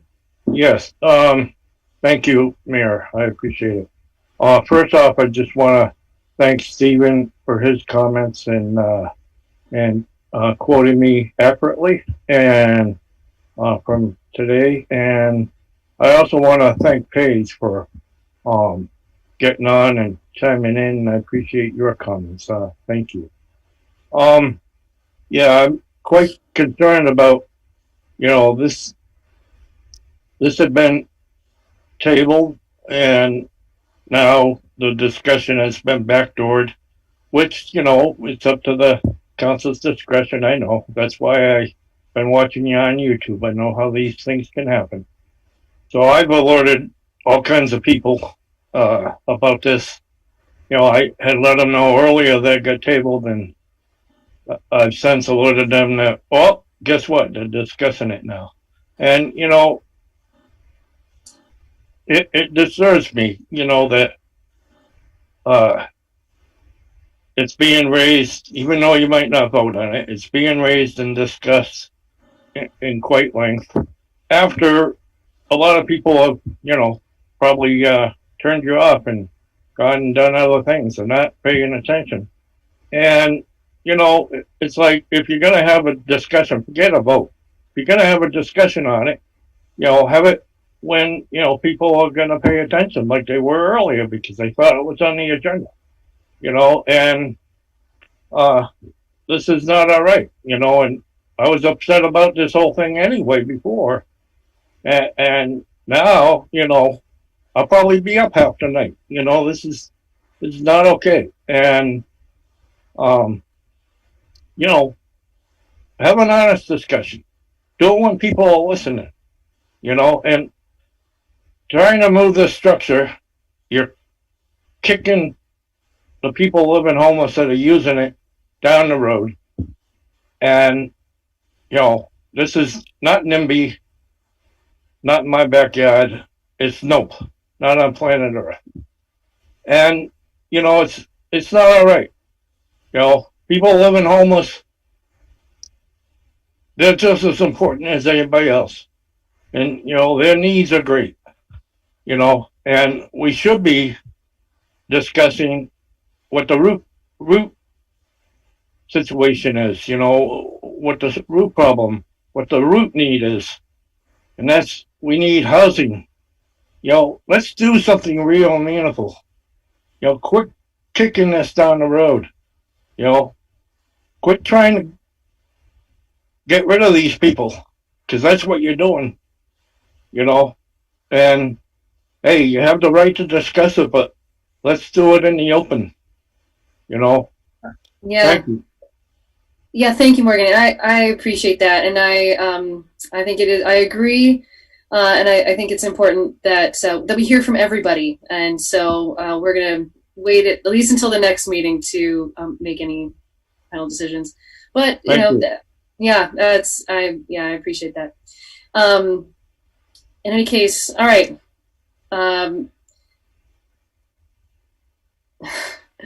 One hopes that we're getting closer to making a decision, but we'll see. All right. Any further final comments on this, as we're really not going to vote tonight? Okay. All right. Thank you. And so on to council reports. Donna, are you good to go? Checking. You have other business listed before council reports. Do you want to ask anybody? Yeah, I mean, is there any other business? Usually, I mean, there's usually other business listed, and there usually isn't any. But yeah, it also lists the mayor's report first this week, which well, there you go. Go for it, Ann. No. Well, in that case, I actually don't have anything to add, so I would pass. Go ahead, Donna. You always make me want to be brief. The Central Vermont Public Safety Authority had 2 new appointments by the city of Barrie that will be joining that board. Its next meeting is December 10th, and it'll be meeting to review the submittals to the RFP. Keep you posted. The other thing that I would like to talk at length at some point, maybe when we have a less late meeting, is Central Vermont Regional Planning Commission has become the designated service provider for the Winooski Basin. And all the funding from the state, their clean water funding, instead of going to the state directly and do a grant, you'll go to this service provider. So they will allocate the funding, they'll oversee the projects. And so it's a big change in how things flow or dealing with clean water. And so there's a lot I'd like to share about that at some point. And third, I'd like to check with Jack to see if he got all the council members to give blood on the 13th. I did. That's all. Want me to answer it now? The answer is no. There are at least 2 members of the council who for medical reasons are not able to do it.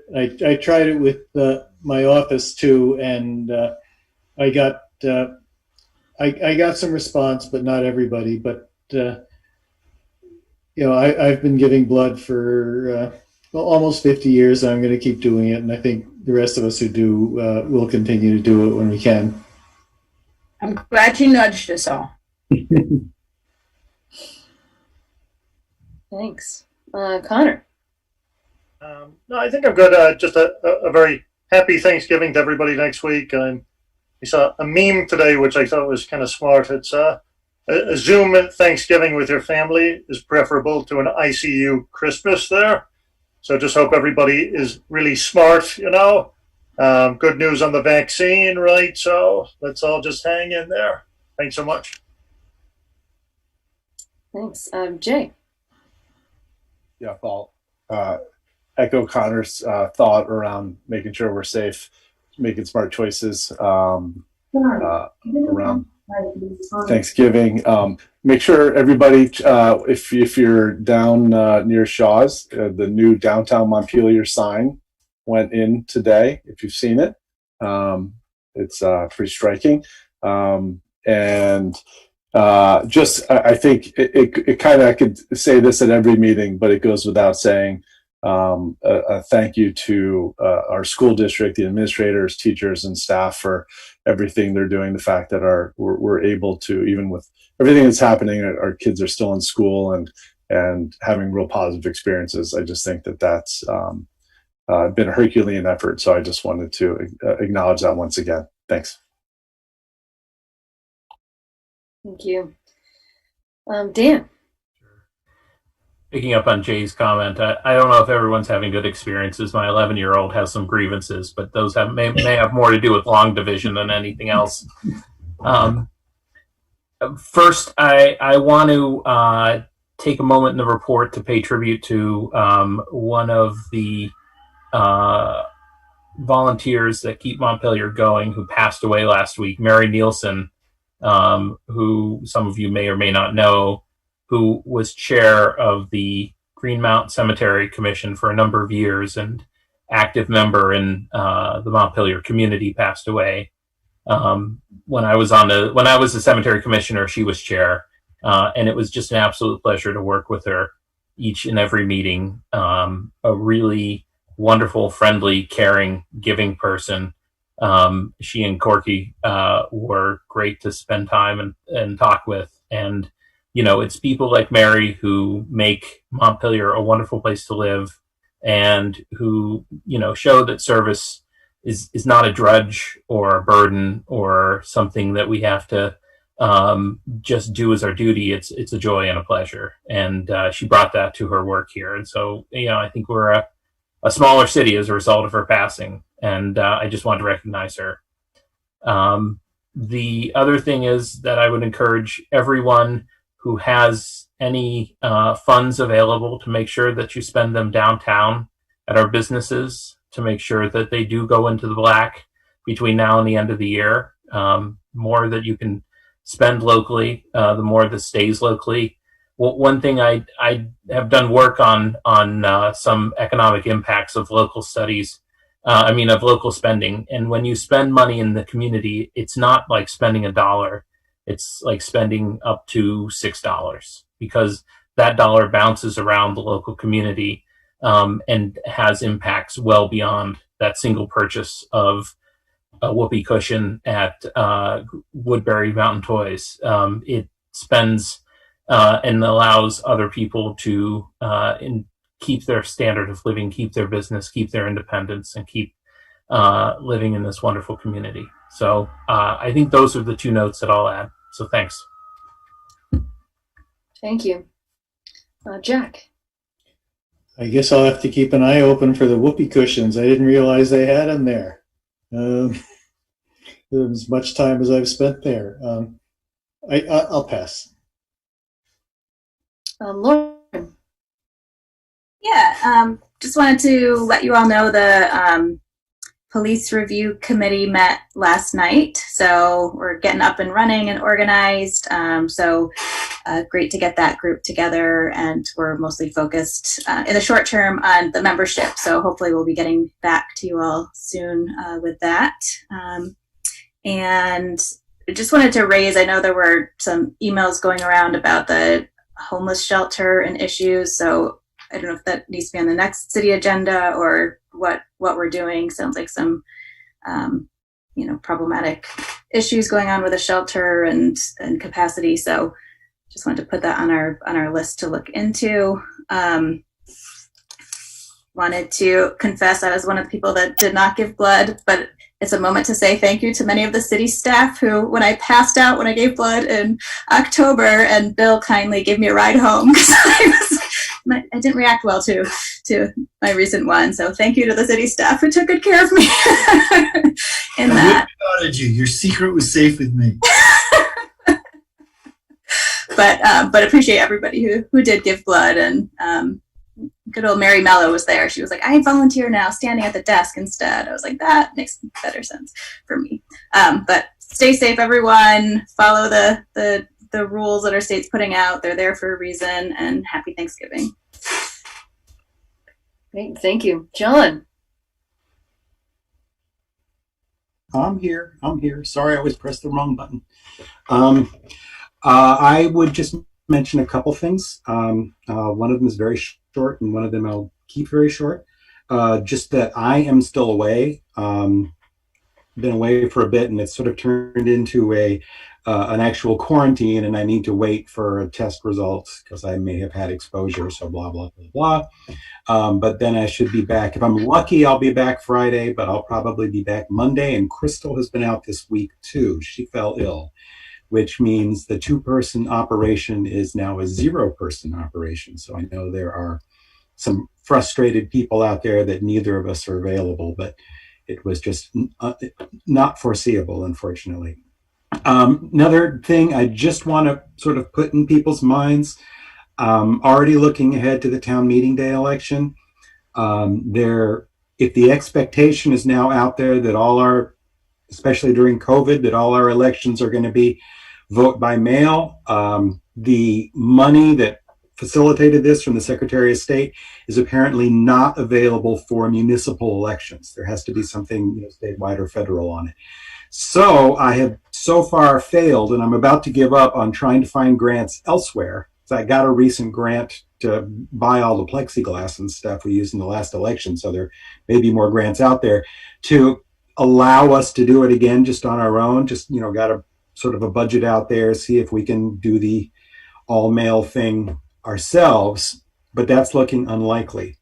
So anyways, any ideas on that? There's probably no ideas to be had, but people should probably start preparing across the state in all municipalities for stepping back a bit and having an election more like the August primary rather than the general election, which unfortunately is going to be a lot more labor intensive. Since we're talking about that, I do want to just point out that it might be worth us considering adding some funds to the budget specifically for this. We may not have funding to do, mail-in voting for this coming town meeting day, but we can plan for future town meeting days. So I just want to put that on people's radars. For less than $10,000, that may be worth it. Connor.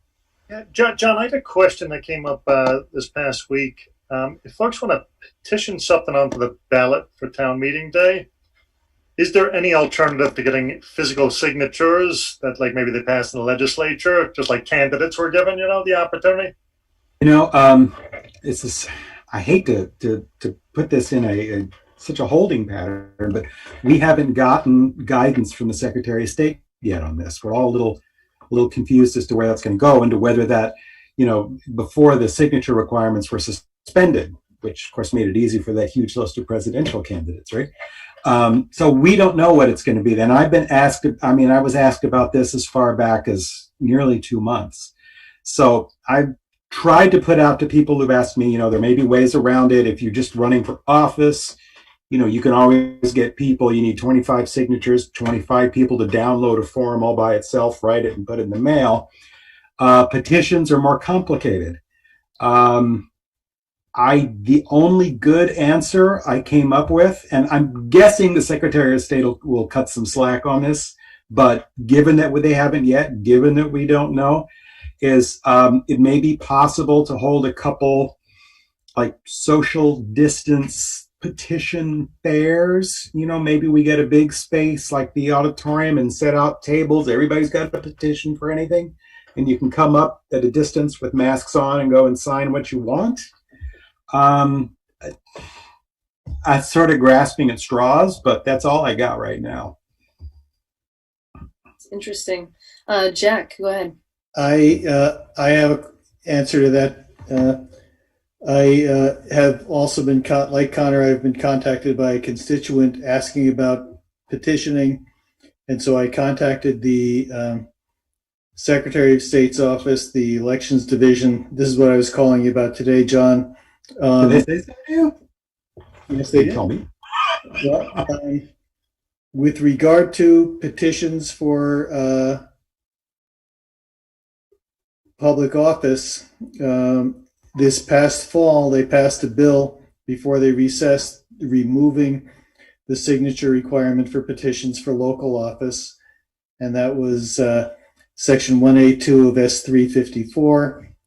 And they did not remove this petition requirement for petitioned articles, including social service appropriations. The League of Cities and Towns has guidance on model policies that towns can adopt, and so I will forward this email I got to you all, and we can maybe talk about it, because apparently we do have the ability to